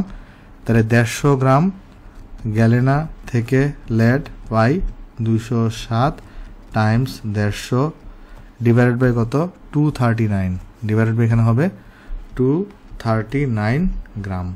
তাহলে এখান থেকে কত আসবে দেখো, এটা আসবে তোমার 207 ইন্টু 150 ডিভাইডেড বাই 239, সেটা হবে তোমার কাছে 129.916 129.916 গ্রাম। তাহলে আমরা লেড পাবো হচ্ছে এতটুকু। সো আমরা এখানে বুঝে গেছি, এটা বক্স করে দিলে আমরা এখানে, সেটা হচ্ছে আমার কাছে এখানে আনসার। কেমন? সেটা হচ্ছে আমার কাছে এখানে আনসার। ওকে ভাই, তাহলে তোরা নেক্সট চলে যাই। আসো, নেক্সট আমাকে এখানে বলতেছে 27 ডিগ্রি সেন্টিগ্রেড তাপমাত্রায় 73 ml অ্যামোনিয়া গ্যাসের কতগুলো পরমাণু আছে আর চাপ স্থির বিবেচনায়। কেমন? আচ্ছা, ওকে, চলো আমরা দেখার চেষ্টা করি। আসো, এখানে চাপ স্থির বিবেচনায়। আচ্ছা, এখানে আমাকে টেম্পারেচার সলিউশন যদি আমরা করি, এখানে আমাকে টেম্পারেচার দেওয়া আছে কতটুকু? 27 ডিগ্রি সেন্টিগ্রেড। ভলিউম দেওয়া আছে কতটুকু? 73 ml। ঠিক আছে, ভলিউম দেওয়া এখানে তোমার 73 ml। আমাকে অ্যামোনিয়া গ্যাস দেওয়া আছে, অ্যামোনিয়া গ্যাস NH3, এটার কতগুলো পরমাণু আছে সেটা তোমার এখানে বের করতে বলছে। এক্সট্রা কত হবে সেটা তোমার এখানে বের করতে বলছে। ঠিক আছে, আচ্ছা, তাহলে একটা জিনিস আমরা যদি, আমাকে বলছে একটা চাপ স্থির, তো চাপ স্থির হইলে আমরা কিন্তু তোমার হচ্ছে যে ওই কোন সূত্র জানি, আমরা সবাই জানি হচ্ছে তোমার এখানে ওই যে আমাদের চাপ স্থিরের জন্য কোন সূত্র ছিল? চাপ স্থিরের জন্য আমাদের এখানে ছিল চার্লসের সূত্র, তাই না? আমরা কিন্তু চাইলে এখানে কি ইউজ করতে পারি? চার্লসের সূত্র ইউজ করতে পারি এখানে। কেমন? আচ্ছা, তো চার্লসের সূত্র ইউজ করে আমি কী বের করতে পারি আমি তোমাকে একটু করে বলি। এখানে আমরা যে কাজটা করতে পারি, এটাকে যদি আমি T1 ধরি, V1 ধরি, তাহলে আমরা যেটা করি, আসো টেম্পারেচারটাকে আমরা STB-তে নিয়ে যাই, 0 ডিগ্রি সেন্টিগ্রেডে নিয়ে যাই। সেই সময় ভলিউম কত আসে সেটা চলো দেখি। আসো, যেহেতু আমাকে বলে দিয়েছে প্রেশারটা স্থির, প্রেশার স্থির, তাহলে দেখো আমাদের এখানে কী করতে পারি আমরা এখানে, তাহলে আমাদের V2টা বের করতে পারি। তাহলে এখানে প্রেশার স্থির হলে আমরা সবাই জানি B is proportional to T, তাহলে V2/V1, ওই যে পরিবেশ শোষণের পর আর কিছুই না। কেমন? T2/T1। তাহলে এখান থেকে আমরা V2টা বের করে ফেলতে পারি। V2 কত আসবে? T2/T1। তাহলে T2 এখানে 0 ডিগ্রি বা 273, আর এটা হচ্ছে 300, আর এটা কত হচ্ছে তোমার 300, আর এখানে V1টা কত? V1 তোমার কাছে 73। তাহলে দেখো এটা কত আসে তোমার, এটা আসবে তোমার 273 ডিভাইডেড বাই হচ্ছে যে 300 ইন্টু 73, তাহলে এটা আসছে 66.43 আমাদের এখানে মিলিলিটার আসছে। তাহলে এটা কিন্তু B2 জিনিসটা কি এসটিপিতে আয়তন, কারণ প্রেশার চাপ স্থির মানে কি, আমি যদি ধরি যে এখানে প্রেশার 1 অ্যাটমসফিয়ার আছে, তাহলে এখানেও প্রেশার কতটুকু 1 অ্যাটমসফিয়ার, চাপটা স্থির, তাহলে আমি এসটিপিতে নিয়ে গেলাম। তাহলে এই যে আয়তনটা পাইছি এটা হচ্ছে আমার VSTP লিটার এককে, মানে মিলিলিটার এককে আসছে এসটিপিতে আয়তন। তাহলে এখন আমি যদি এখানে কোনো কারণে এই মোল সংখ্যা এখান থেকে এই ডাটা থেকে আমি তাহলে এখন মোল সংখ্যা বের করে ফেলতে পারি না। একটা জিনিস তুমি চিন্তা করো, তুমি চাপকে স্থির রাখছো, বাট তুমি এখানে কণার সংখ্যা চেঞ্জ করতেছো না, জাস্ট টেম্পারেচার আর ভলিউম চেঞ্জ করতেছো। কণার সংখ্যা তোমার ফিক্সডই থাকবে, কেমন, মানে এই কন্ডিশনে যে কণা থাকবে এই কন্ডিশনে কণা সেম থাকবে, কারণ তুমি বাইরে থেকে কোনো কণা অ্যাডও করতেছো না, আবার এখান থেকে কোনো কণা বেরও করতেছো না, কেমন। তাহলে এসটিপিতে আমি ভলিউম পেয়ে গেছি। এখন এসটিপিতে আমি ভলিউম পেয়ে গেলে আমি এখানে তাহলে মোল সংখ্যা বের করে এখান থেকে কিন্তু আমি পরমাণু সংখ্যা বের করে ফেলতে পারি। তাহলে কীভাবে বের করতে পারি, আমরা সবাই জানি n ইকুয়াল কত হয়ে থাকে, VSTP লিটার একক ডিভাইডেড বাই হয়ে থাকে এখানে 22.4, ডিভাইড বাই হয়ে থাকে এখানে 22.4, আর এখানে হয়ে থাকে তোমার x/n হয়ে থাকবে। তাহলে এখান থেকে আমি x বের করতে হবে, তাই না। তাহলে এখানে আসবে xটা কত আসবে, এখানে আসবে তোমার VSTP, অবশ্যই এটা লিটার এককে 22.4 ইন্টু এখানে আসবে n। তাহলে এখানে যদি আমি বের করতে চাই x ইকুয়াল টু, তাহলে এখানে আসবে তোমার এই যে এসটিপি লিটার এককে কত 66.43, 1000 দিয়ে ভাগ করবো এটাকে আমরা 22.4 আসবে এখানে, আর এখানে আসবে 6.022 ইন্টু 10⁻23, ঠিক আছে। তাহলে এখান থেকে দেখো তুমি এক্সটা পেয়ে যাবা, দেখো এখান থেকে এক্স কত আসে 66.43 into 6.022 10⁻23 divided by 1000, divided by 1000 into 22.4, তাহলে এটা আসছে 1.7858, এটা কত আসছে 1.7858 ইন্টু 10⁻21 টি। তাহলে এটা কিসের এক্স বের হয়েছে, এটা হচ্ছে অ্যামোনিয়ার কয়টা কণা আছে সেটা বের হয়েছে। আমার অ্যামোনিয়ার কয়টা কণা আছে সেটা আমার এখানে বের হয়ে গেছে, ঠিক আছে। বাট একটা জিনিস তুমি লক্ষ্য করো, এই জিনিসটা যেটা বেড়েছে সেটা কি, এই জিনিসটা যেটা বেড়েছে সেটা কী বেড়েছে বলো তো একটু করে। ফার্স্টে দেখো এখানে সবগুলো অ্যামোনিয়া বের করতেছিল না, তুমি NH3 সব কিছু বের করতেছিল, আর সব কিছু এখানে NH3 ইনফরমেশন বসাইছো। তাহলে এই জিনিসটা যেটা বের হয়েছে সেটা হচ্ছে আমার NH3 এর কণার সংখ্যা। আর তোমার কোশ্চেনে বের করতে বলছে অ্যামোনিয়া গ্যাসের কতগুলো পরমাণু আছে। এখন একটা NH3 গ্যাস কীভাবে তৈরি, একটা NH3 গ্যাস একটা নাইট্রোজেন থাকে, 3টা হাইড্রোজেন থাকে, তাহলে একটা NH3 গ্যাসের 4টি পরমাণু থাকে, একটা কণার মধ্যে 4টি পরমাণু থাকে।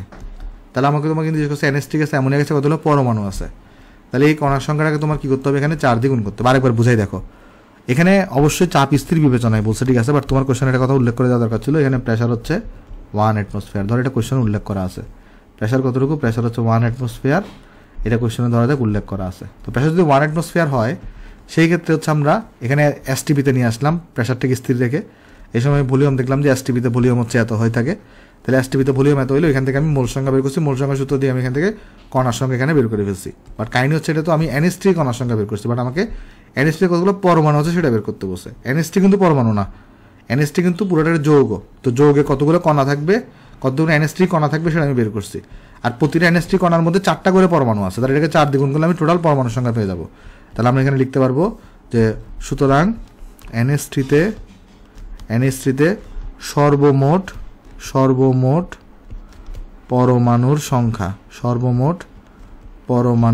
সংখ্যা এটা ইকুয়াল টু হবে 4 ইন্টু এই যে 1.7858 ইন্টু তোমার কত এখানে 10⁻21, 10⁻, এখানে হবে 21 হবে। তাহলে এখানে দেখো কত আসবে, এটা এখানে আসবে 4 ইন্টু 1.7858 ইন্টু 10⁻21, তাহলে জিনিসটা আসছে এখানে 7.1432 10⁻21 আসছে, এতটি। তাহলে পরমাণুর সংখ্যা হচ্ছে আমার এতটি, কেমন। সো হোপফুলি আমরা সবাই জিনিসটা এখানে বুঝতে পারছি। আমি এখানে বক্স করে দিয়ে আসো, এখানে বক্স করে দিলাম, তাহলে আমাদের এই জিনিসটা হচ্ছে এখানে আনসার, ঠিক আছে। আশা করি সবার কাছে এখানে ক্লিয়ার এখানে, কেমন।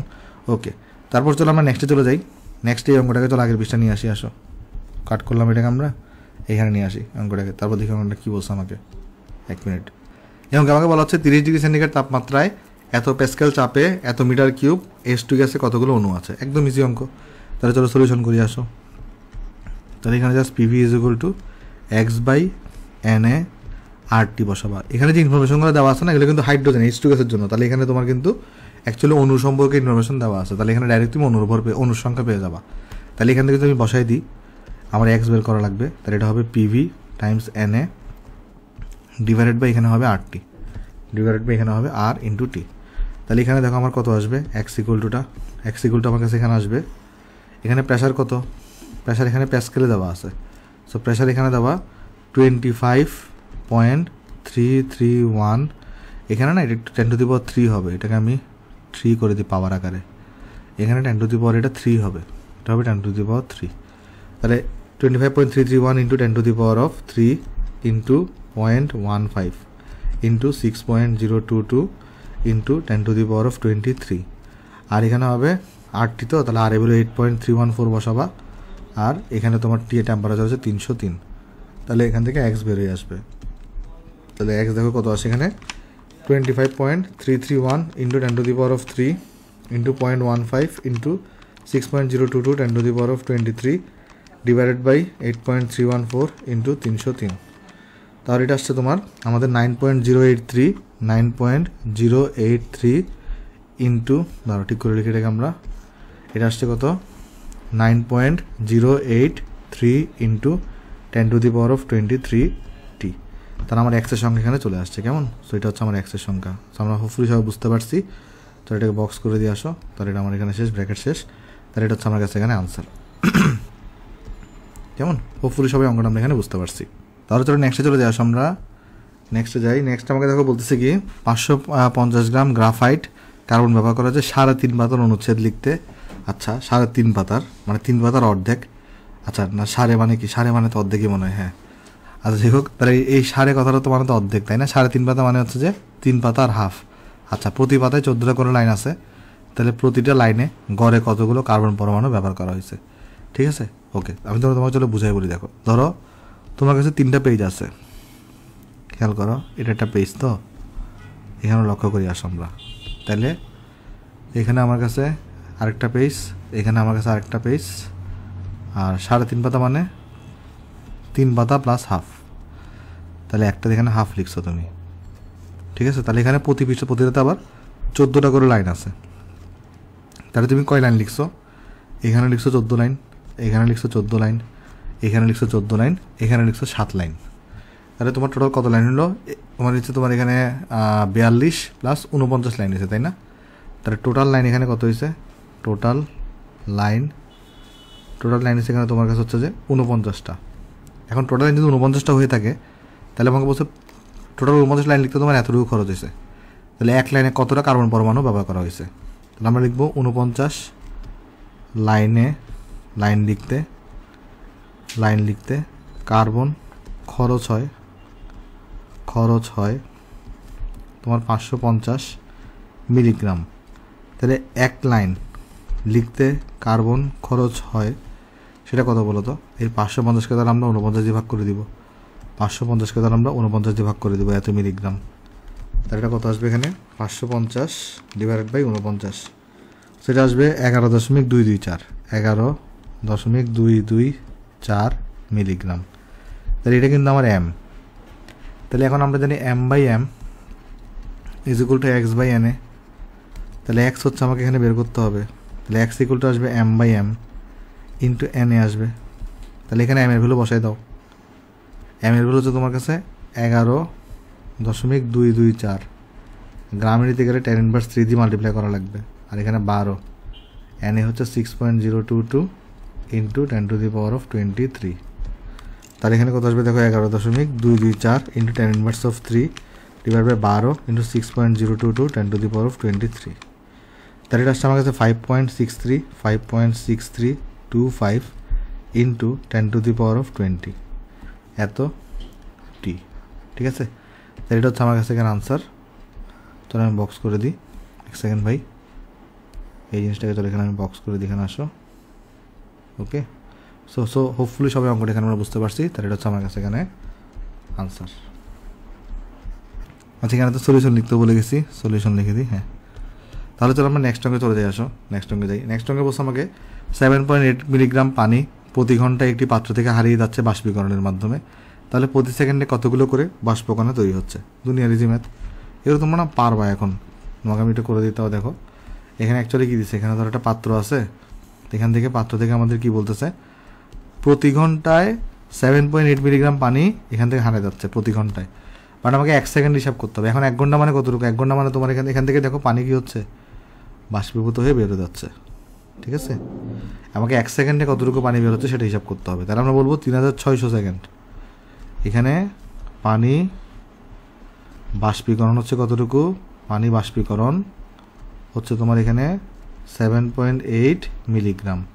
তাহলে 1 সেকেন্ডে পানি বাষ্পীকরণ কতটুকু হবে, 7.8 ডিভাইডেড বাই 3600 মিলিগ্রাম। তাহলে দেখো এখানে কত আসবে, 7.8 ডিভাইড বাই 3600, তাহলে এখানে আসবে 2.1667 ইন্টু 10⁻³ মিলিগ্রাম। তাহলে এতটুকু পানি বাষ্পীকরণ হবে। কেমন, তাহলে এটা আমাকে ভর দেওয়া আছে, আর এখানে তাহলে কণা কটা দেখতে হবে আমাকে। এখানে পানি মানে কি, এখানে আণবিক ভর হচ্ছে 18 হবে। তাহলে এখানে m/m = x/na। তাহলে এখানে আমাদের x = দাঁড়াবে m/m টাইমস এখানে na। তাহলে এখানে দেখো আমাদের x = আসবে, আমাদের এখানে m কত, m হচ্ছে আমরা বের করে ফেলছি এখানে 2.1667 10⁻³ এর সাথে আরও 10⁻³ গুণ হবে গ্রামে নেওয়ার জন্য, ঠিক আছে। আচ্ছা, এরপর এখানে বড় হাতের m কত বসাবো, 18, কারণ পানির কথা বলছে। তারপর এখানে এনে বসাবো 6.022 ইন্টু 10⁻23। তাহলে এখান থেকে সুন্দর মতো আমাদের x চলে আসবে। দেখো এটা কত আসবে, এখানে এটা আসবে answer into 10⁻³ divided by 18 into 6.022 10⁻23। তাহলে এটা আসছে আমাদের 7.2487 ইন্টু 10⁻16 এত টি। তাহলে প্রতি সেকেন্ডে এতটি করে পানি কি হচ্ছে, বাষ্পীকরণ হচ্ছে। কেমন, সো হোপফুলি অঙ্কটা আমরা সবাই বুঝতে পারছি। আমি বক্স করে দিলাম। তাহলে এই জিনিসটা হচ্ছে আমার কাছে এখানে আনসার। ওকে, তাহলে চলো নেক্সট চলে যাই আমরা। আসো নেক্সট আমাদের স্টার্ট হবে আমাদের যৌগের সংকেত। কেমন, তো আমাদের একটা যৌগে 2 ধরনের সংকেত থাকে। আমরা যদি এখানে লিখি যৌগের সংকেত, আমাদের একটা যৌগে 2 ধরনের সংকেত থাকে, ঠিক আছে। যৌগের সংকেত যদি আমরা লিখি, তাহলে আমাদের একটা যৌগে 2 ধরনের সংকেত থাকে। একটাকে আমরা বলি স্থূল সংকেত, একটাকে আমরা বলি আণবিক সংকেত। তাহলে একটাকে আমরা কি বলবো, স্থূল, একটাকে বলবো আণবিক। কেমন, তাহলে দেখো এখানে আমি লিখে দিই। তাহলে একটাকে আমরা বলবো তোমার এখানে স্থূল সংকেত, আর আরেকটাকে আমরা বলবো এখানে আণবিক সংকেত।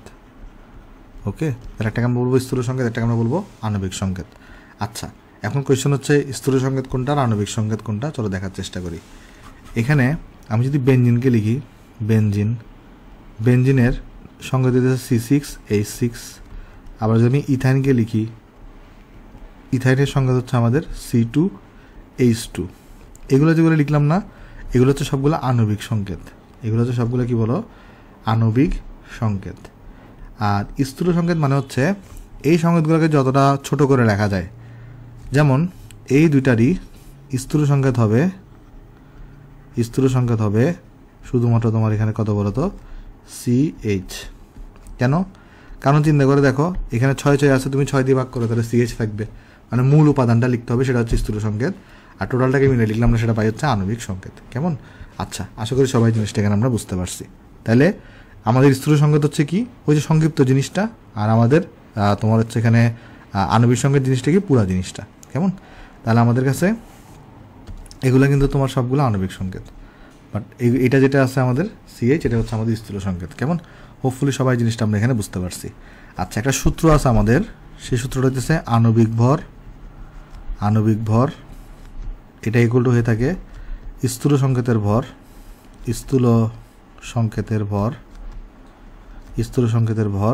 টাইমস হচ্ছে তোমার n। স্থূল সংকেতের ভর ইন্টু কত হয়ে থাকে, n হয়ে থাকে। কেমন, আচ্ছা, তো এখানে যে ঘটনাটা হয়, তাহলে এই সূত্রটা আমি একটু বক্স করে দিই আগে, পরে এটা নিয়ে আলোচনা করতেছি। তাহলে একটা সূত্র থাকে, সেই সূত্রটা কত, আণবিক ভর ইজ ইকুয়াল টু স্থূল সংকেতের ভর ইন্টু n থাকে। এখানে আমাদের যেটা ঘটনা ঘটবে, আমাদের তোমার আণবিক ভরটা কোশ্চেনে দেওয়া থাকবে, আণবিক ভরটা প্রশ্নে দেয়া থাকে। তারপরে এই জিনিসটা আমরা ছক হতে বের করব, মানে এটা দেওয়া থাকবে, এটা আমাকে বের করতে হবে। এরপরে এই ভ্যালুগুলো বসাই আমি এনটা এখানে ফাইন্ড আউট করতে হবে, এনটা ফাইন্ড আউট করে আমার এখানে কাজ। কারণ আমরা সবাই জানি আণবিক সংকেত ইকুয়াল টু কত হবে, এটা মনে রাখতে পারো। আণবিক সংকেত ইকুয়াল টু হবে আরেকটা সংকেত, এটা হবে এই যে স্থূল সংকেত, আর এখানে আমরা এন লাগাই দিব। এখানে আমরা কত লাগাই দিব, এনকে আমরা লাগাই দিব। কেমন আণবিক সংকেত এখানে কত, স্থূল সংকেত আর হচ্ছে এন। যেমন কীরকম, চলো আমি তোমাকে এই জিনিসটা এখানে নিয়ে আসি, আমি তোমাকে চলো দেখাই আসো। তাহলে আমি যেমনটা বলতেছিলাম এখানে দেখো, তাহলে এখানে দুটো সূত্র আমরা শিখলাম। একটা হচ্ছে আণবিক ভর ইজ ইকুয়াল টু স্থূল সংকেতের ভর ইন্টু এন, আর একটা হচ্ছে আণবিক সংকেত ইকুয়াল টু স্থূল সংকেত, আর এখানে এন বসে যায় একটা। তো আমি তোমাকে চলো উদাহরণ দিয়ে বুঝাই। দেখো স্থূল সংকেত যেটা এটা আছে, এটার ভর কত, কার্বন হচ্ছে 12, হাইড্রোজেন হচ্ছে 1, তাহলে এটার ভর হচ্ছে 13। আচ্ছা এটার ভর কত, আণবিক সংকেতের ভর, এখানে 2টা কার্বন আছে তাহলে 24, প্লাস হচ্ছে 2টা হাইড্রোজেন তাহলে 2, তাহলে এটার ভর হচ্ছে 26। তাহলে এখন 26 ইকুয়াল টু কত হবে, স্থূল সংকেতের ভর ইন্টু এন, তাহলে এই ক্ষেত্রে এন ইকুয়াল টু 2 আসবে না। তো তুমি তো এখানে দেখো তো CH, এটার পরে তুমি 2 লাগাই দাও, তাহলে লিখতে পারো তুমি C2H2। এই যে দেখো তুমি কিন্তু এখানে কী পেয়ে গেছো, ইথাইনের আণবিক সংকেত পেয়ে গেছো। তাহলে স্থূল সংকেতের এখানে যদি আমি এনটাকে বসাই দিই, তাহলে আমরা এখানে আমাদের কী পেয়ে যাই, আণবিক সংকেত পেয়ে যাই। সেম তুমি এই গণনা করতে পারতা। এখানে এটার ভর কত, এটার ভর কত হবে, 6 × 12 হবে, কারণ 6 কার্বন। তাহলে আমাদের জানি আমরা 12 × 6 মানে হচ্ছে 60, তাহলে এখানে হবে 72, প্লাস এখানে 6 মানে এখানে হবে 78, তাই না? তাহলে ওই 78কে তুমি যদি এখন এখানে 13 দিয়ে ভাগ করো, কারণ 78 হচ্ছে আণবিক সংকেতের ভর, 13 হচ্ছে স্থূল সংকেতের ভর, এখানে এন বের করো, দেখবে এখানে এন আসবে 6। তাহলে এটার সংকেত কত হবে, আণবিক সংকেত CH, এরপর 6 বসাবা, তাহলে লিখতে পারবা C6H6। তার মানে কি দাঁড়াচ্ছে, এখানে তুমি যদি স্থূল সংকেত বের করতে পারো আর এখানে যদি তুমি এনটা বের করতে পারো, তাহলে তুমি এখানে আণবিক সংকেত পেয়ে যাবা। তোমার কোশ্চেনে আণবিক সংকেতই তোমাকে বের করতে বলবে। কেমন? সো এগুলো তোমার কাছে হয়তো একটু কঠিন মনে রাখতে পারে, আমরা যখন ম্যাথ করাই দিব তখন এগুলো তোমার কাছে একদম ইজি হয়ে যাবে দেখবা। কেমন? আচ্ছা, এরপরে আমাদের যোগের সংকেত বের করার জন্য একটা টার্ম সম্পর্কে আমাদের জানতে হয়, সেটা হচ্ছে আমাদের বাষ্প ঘনত্ব বা ভেপার ডেন্সিটি। কেমন? একটা টার্ম সম্বন্ধে আমাদের জানতে হয়, সেটা হচ্ছে আমাদের কি বাষ্প ঘনত্ব বা যেটাকে আমরা বলে থাকি ভেপার, তোমার এখানে ভেপার ডেন্সিটি। এরপরে হচ্ছে আমরা যোগের সংকেতের ম্যাথগুলো করতে পারবো। কেমন? তো আগে দুটো এটা সংখ্যার সম্পর্কে তোমার জানা দিই একটু করে আমি, যে বাষ্প ঘনত্ব বলতে আমরা কী বুঝে থাকি। ঠিক আছে? আচ্ছা, এখানে ধরো তুমি একটা গ্যাসকে নিছো, ধরা যাক এখানে আমরা কি নিছি, আমরা একটা গ্যাসকে নিছি, ধরা যাক আমি একটা গ্যাসকে নিলাম। কেমন? তো এই গ্যাসের ধরো একটা পার্টিকুলার ভলিউমের জন্য, V1 ভলিউমের জন্য এর ধরো একটা ভর আছে, যেটাকে আমরা M1 বলতে পারি, যেটাকে আমরা কী বলতে পারি, যেটাকে আমরা M1 বলতে পারি। আর ধরো তুমি এখানে H2 গ্যাসকে নিছো, হাইড্রোজেন গ্যাসকে নিছো, তো সেইটারও সেম ভলিউমের জন্য, মানে একই আয়তনের জন্য, নির্দিষ্ট আয়তনের জন্য তুমি যদি এখানে কী করো, হাইড্রোজেনের যদি ভর মেজার করো, যেটাকে ধরা যাক আমি M হাইড্রোজেন বলতে পারি, আর এটাকে আমি M1 না বলে M গ্যাস বললাম, M গ্যাস বলি। তাহলে কী করলাম, আমি এখানে যে কোনো একটা গ্যাসকে নিলাম, তার একটা পার্টিকুলার ভলিউমে দেখলাম যে তার ভর হচ্ছে M গ্যাস, আর সেই সেম ভলিউমে হাইড্রোজেনের ভর ধরে MH আসতেছে। তো বাষ্প ঘনত্ব বলতে বোঝায় এই যে M গ্যাস আর MH এর অনুপাত। তাহলে অ্যাকচুয়ালি বাষ্প ঘনত্ব এখানে কী হবে, তাহলে আমি আগে প্রথমে তোমাকে সূত্রগুলো লিখে দিচ্ছি, পরে আমি তোমাকে এটা মানে সংখ্যাটা লিখে দেবো। তাহলে বাষ্প ঘনত্ব ইকুয়াল টু হবে তোমার কাছে এখানে কত বলো তো, M gas divided by MH। তাহলে বাষ্প ঘনত্ব আসলে কাজটা কি, বাষ্প ঘনত্ব দ্বারা আসলে ওই গ্যাসটা হাইড্রোজেন অপেক্ষা কতটুকু ভারী তা বোঝা যায়। তাহলে বাষ্প গ্যাস দ্বারা বাষ্প ঘনত্ব দ্বারা আসলে কী বোঝা যায়, ওই গ্যাসটা আমাদের হাইড্রোজেন অপেক্ষা কতটুকু ভারী সেটা আসলে বোঝা যায়। আরেকবার বোঝাই বলি, তুমি কী করো, একটা গ্যাসের পার্টিকুলার ভলিউম নাও, তো সেই ভলিউমের ভরটা মেজার করো, সেই ভলিউমে হাইড্রোজেনের ভরটা মেজার করো, এবং দুইটা ভরে তুমি অনুপাত বের করো। তো যে অনুপাতটা পাবা সেটাকে আমরা বলে থাকি বাষ্প ঘনত্ব। ঠিক আছে? তাহলে আমরা এখানে বাষ্প ঘনত্ব তোমাকে যদি গুরুত্ব জিজ্ঞেস করে, তাহলে আমরা বলতে পারবো কি বলতো, বাষ্প ঘনত্ব দ্বারা ওই গ্যাসটি হাইড্রোজেন H2 অপেক্ষা কত ভারী তা বোঝা যায়। ঠিক আছে। আচ্ছা, তো এরপরে যদি আমরা যাই আসো, তাহলে এখন ডেফিনেশন যদি লিখতে চাই, তাহলে ডেফিনেশন আমরা কি লিখবো, যে কোনো নির্দিষ্ট গ্যাসের নির্দিষ্ট আয়তনের ভর এবং সময় আয়তনের হাইড্রোজেন গ্যাসের ভরের অনুপাতকে বাষ্প ঘনত্ব বলে। তাহলে ডেফিনেশন কী হবে এখানে, যে কোনো একটি গ্যাসের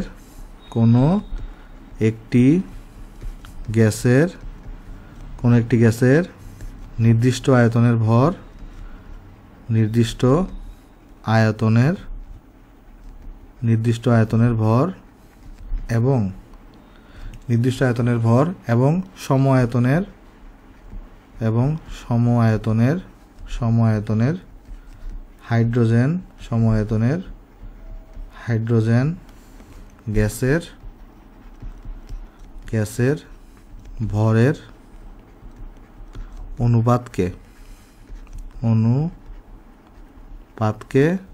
গ্যাসের ভরের অনুপাতকে বাষ্প ঘনত্ব বলে।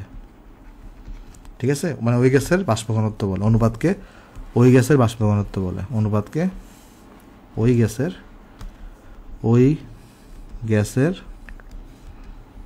বাষ্প ঘনত্ব বলে। এখন তুমি যদি কোনো একটা গ্যাসের বাষ্প ঘনত্ব জানো, তাহলে তুমি আসলে কি করতে পারো জানো, ওই গ্যাসটা আণবিক ভর কত সেটা তুমি বের করে ফেলতে পারো। এটা একটা ফর্মুলা প্রুফ আছে, ফর্মুলা প্রুফটা আমি দেখাবো না, এটা পুরো আননেসেসারি। মানে কোনো একটা গ্যাসের আণবিক ভর যেটাকে আমরা এম দিয়ে প্রকাশ করে থাকি, এটা ইকুয়াল টু হয়ে থাকে ওই গ্যাসটার বাষ্প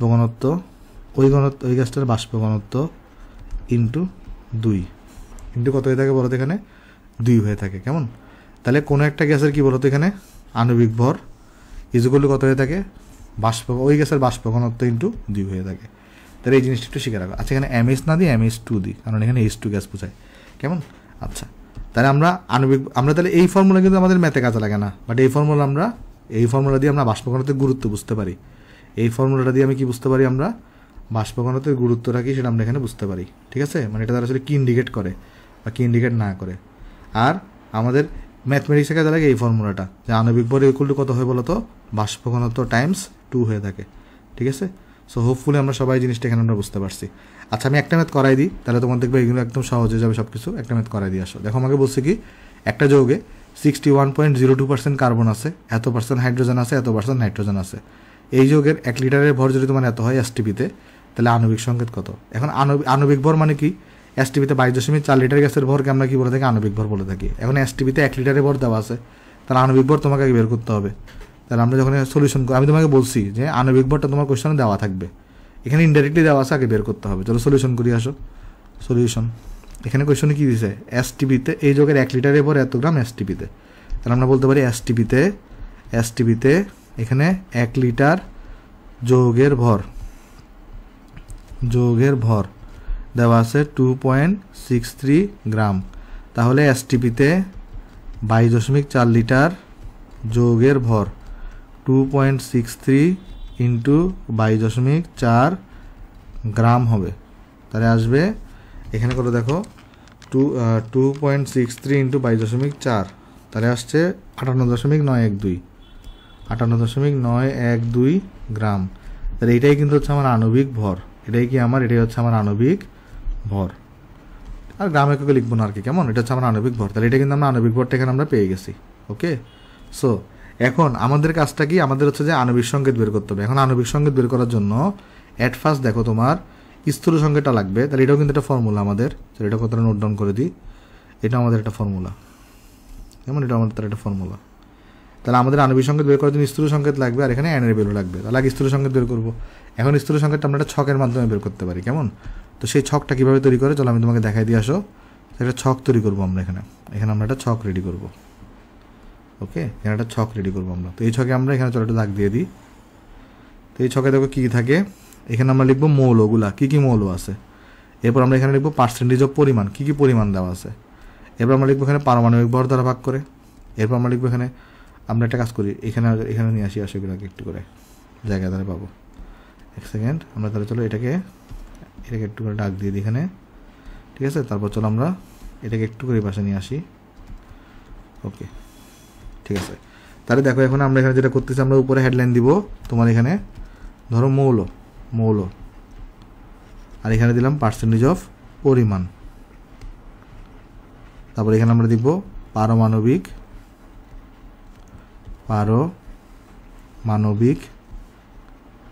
ভর দ্বারা ভাগ করে তারপর এখানে আমরা দিব সর্বনিম্ন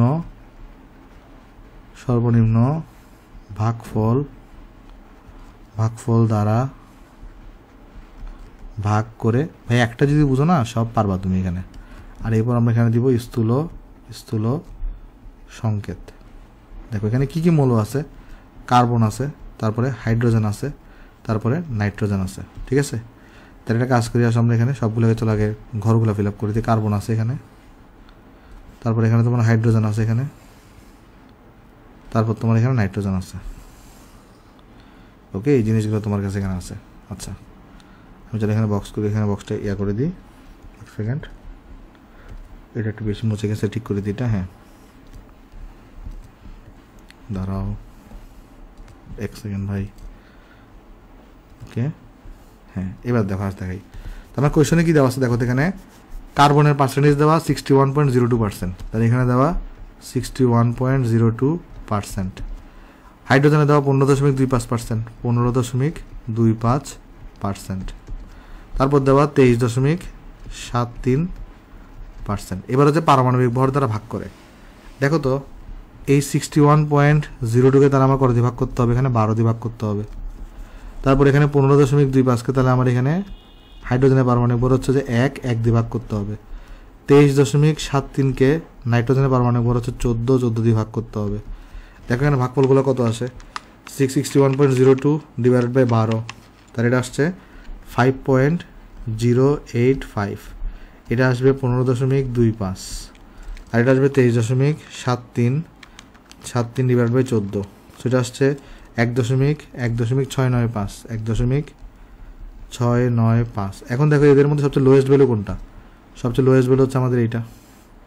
এখন কি করতে বলছে, সর্বনিম্ন ভাগফল দ্বারা ভাগ করে। তার মানে এখানে যে রেজাল্টগুলো পাইছো না, এদেরকে তুমি সর্বনিম্ন রেজাল্টটা দ্বারা ভাগ করবা। তাহলে এখানে 5.085কে তাহলে আমি এখানে ওই সর্বনিম্ন ভ্যালু 1.695 দিয়ে ভাগ করব। তাহলে এখানে পাইছিলাম 15.25, ওইটাকে তাহলে আমি এখানে 1.695 দিয়ে ভাগ করব। এখানে পাইছি 1.695, এটাকে তাহলে আমরা সর্বনিম্ন ভাগফল দ্বারা এখানে ভাগ করব। মানে এইখানে যে রেজাল্টগুলো পাবা সেগুলোকে তুমি মিনিমাম রেজাল্টটা দিয়ে ভাগ করবা। তাহলে দেখো এখানে কত আসবে তোমার, এখানে কত আসবে দেখো, এখানে কত আসবে দেখো, এখানে তো 1 আসবে অবভিয়াসলি, আর এখানে কত আসবে 5.085 ডিভাইড বাই আনসার দিয়ে ভাগ করলে এটা আসবে 3, এটা আসবে 3। তারপর 15.25কে যদি আমি এখানে 1.695 দিয়ে ভাগ করি তাহলে এটা আসবে তোমার কাছে 8.997, এটাকে তুমি 9 লিখতে পারো, ঠিক আছে। 8.997 আসছে, এটাকে তুমি 9 লিখতে পারো। তাহলে এখানে স্থূল সংখ্যাটা কি দাঁড়াচ্ছে দেখো এখন, তাহলে এটাকে চলো একটু মুছে দিই আমি, এটাকে চলো আমি মুছে দিই, কারণ এখানে এই ঘরটা একটু ফাঁকা রাখতে হবে এখানে। তাহলে এখন চলো দেখি স্থূল সংখ্যাটা কত আসছে এখানে, কেমন, এক সেকেন্ড। তাহলে চলো দেখি স্থূল সংখ্যাটা কত। তাহলে এখানে কার্বনের আসছে 3টা, হাইড্রোজেন আসছে 9টা, নাইট্রোজেন আসছে 1টা। তাহলে এখানে আসছে কার্বন আসছে 3টা, হাইড্রোজেন আসছে 9টা, নাইট্রোজেন আসছে 1টা। তাহলে হচ্ছে আমার স্থূল সংকেত। তাহলে এখন এটা আমার কি বলতো, স্থূল সংকেত। তাহলে এখন আমাদের আণবিক ভর ইকুয়াল টু কত, আমরা সবাই জানি আণবিক ভর এটা ইকুয়াল টু হচ্ছে স্থূল সংকেতের ভর গুণ n। তাহলে বা আণবিক ভর এখানে পাইছো কত, 58.912 ইজ ইকুয়াল টু স্থূল সংকেতের ভর কত, কার্বন আছে 3টা, তাহলে 3 × 12, হাইড্রোজেন আছে 9টা, নাইট্রোজেন আছে 1টা, তাহলে 14 ইন্টু তাহলে n করো এখানে। দেখো nটা এখানে কত আসে, nটা এখানে কত আসে দেখো, n এখানে আসবে তোমার 58.912 ডিভাইডেড বাই 3 × 12 প্লাস 9 প্লাস 14, তাহলে এটা কিন্তু নিয়ার 0.9985 আসছে। এখানে কত আসছে 0.9985, যেটাকে নিয়ার অ্যাবাউট আমরা 1 ধরতে পারি, যেটাকে নিয়ার অ্যাবাউট আমরা কত ধরতে পারি, এখানে 1 ধরে নিতে পারি। তাহলে এখানে আমার আণবিক সংকেতটা কত হবে, আমার এখানে আণবিক সংকেত এটা হবে স্থূল সংকেত, তার মানে C3H9n, এখানে n এগুলো বসাই 1 বসাই দিই, n এগুলো এখানে কত বসে, এখানে বসে 1 হবে। তাহলে বা আলটিমেটলি 1 থাকার তো কোনো কিছুর সাথে গুণ হইলে তো সেটাই থাকবে, তাহলে C3H9nই থাকবে। ধরো n এগুলো যদি 2 আসতো তাহলে আণবিক সংকেত দিত C6H18n2, বাট এখানে এই সুযোগটা নেই, n এগুলো 1 আসছে মানে 1 সবাইকে গুণ করলে ওইটাই থাকবে। তাহলে আমার আনসার কিন্তু এখানে আণবিক সংকেতের আনসার কিন্তু আমার এটা, ঠিক আছে। আমার এখানে আণবিক সংকেতের আনসার হচ্ছে আমাদের এই জিনিসটা, তাহলে এটা হচ্ছে আমার কাছে এখানে আনসার। ওকে, সো আমি আশা করতেছি অঙ্কটা তোমরা সবাই বুঝতে পারছো। আজকে আসলে আমরা লেকচারটাকে বড় না করি, আমরা নেক্সট লেকচারে বাকি যোগের সংকেতের অঙ্কগুলো করবো। তাহলে সবাই ভালো থাকবেন, আসসালামু আলাইকুম।